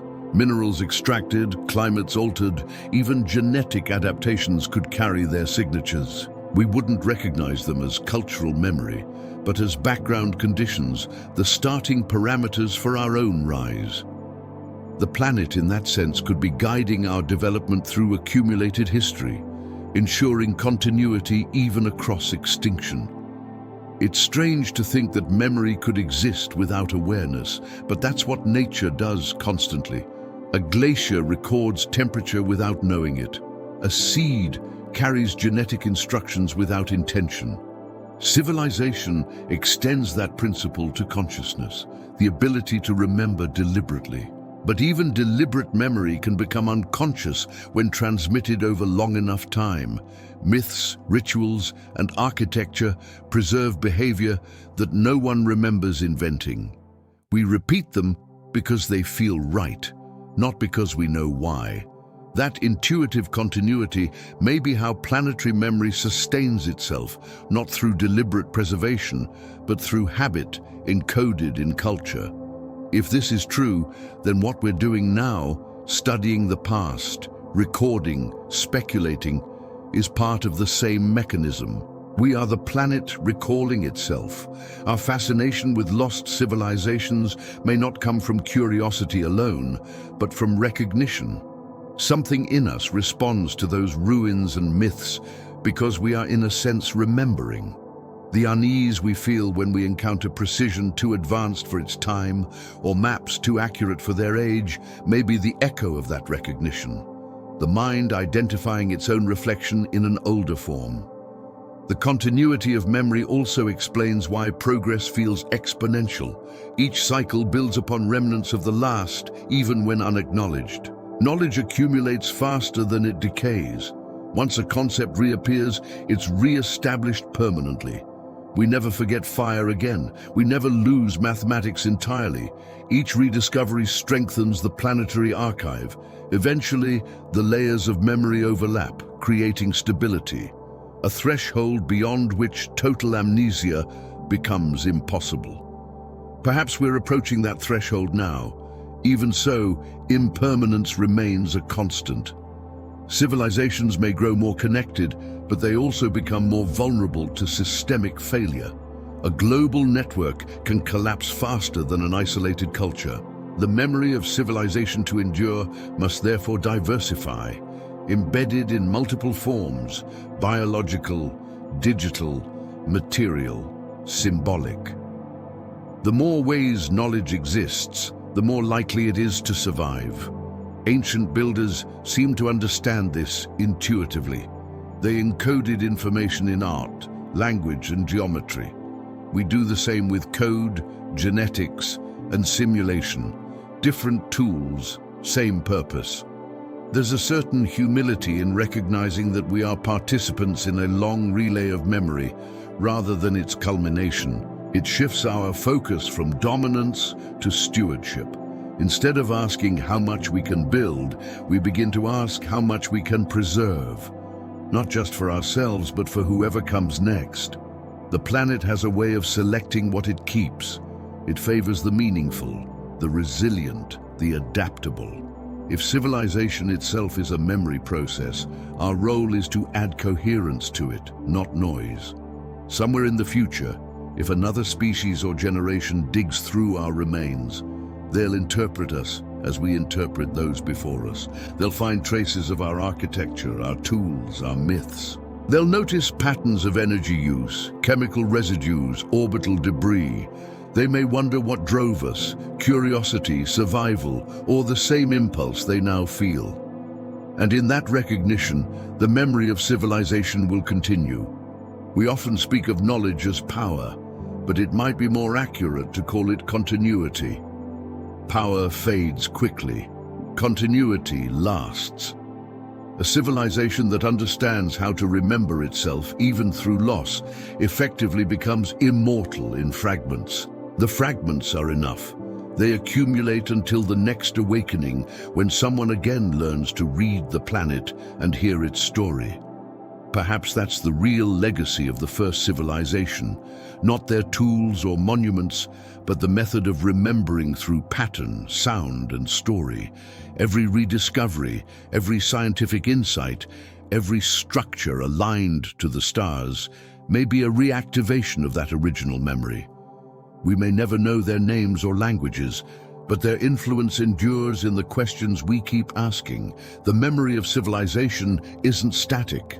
It's recursive. It loops through time, rewriting itself while preserving its essence. Each version becomes the teacher for the next. We are both the students and the scribes, maintaining the continuity of awareness that the Earth seems determined to keep alive. And in that continuity lies a kind of peace, the knowledge that forgetting is never absolute, that even when history collapses, the memory beneath it waits patiently to return. If we could step back far enough to see all of time at once, the rise and fall of civilizations would look less like separate events and more like a single pulse, a long, steady rhythm of remembering.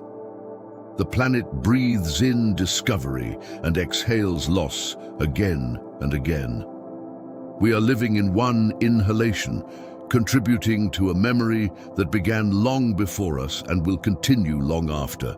And somewhere deep beneath the surface, under ice, sand, and stone, the traces of those who remembered before still rest. They are not gone. They're waiting.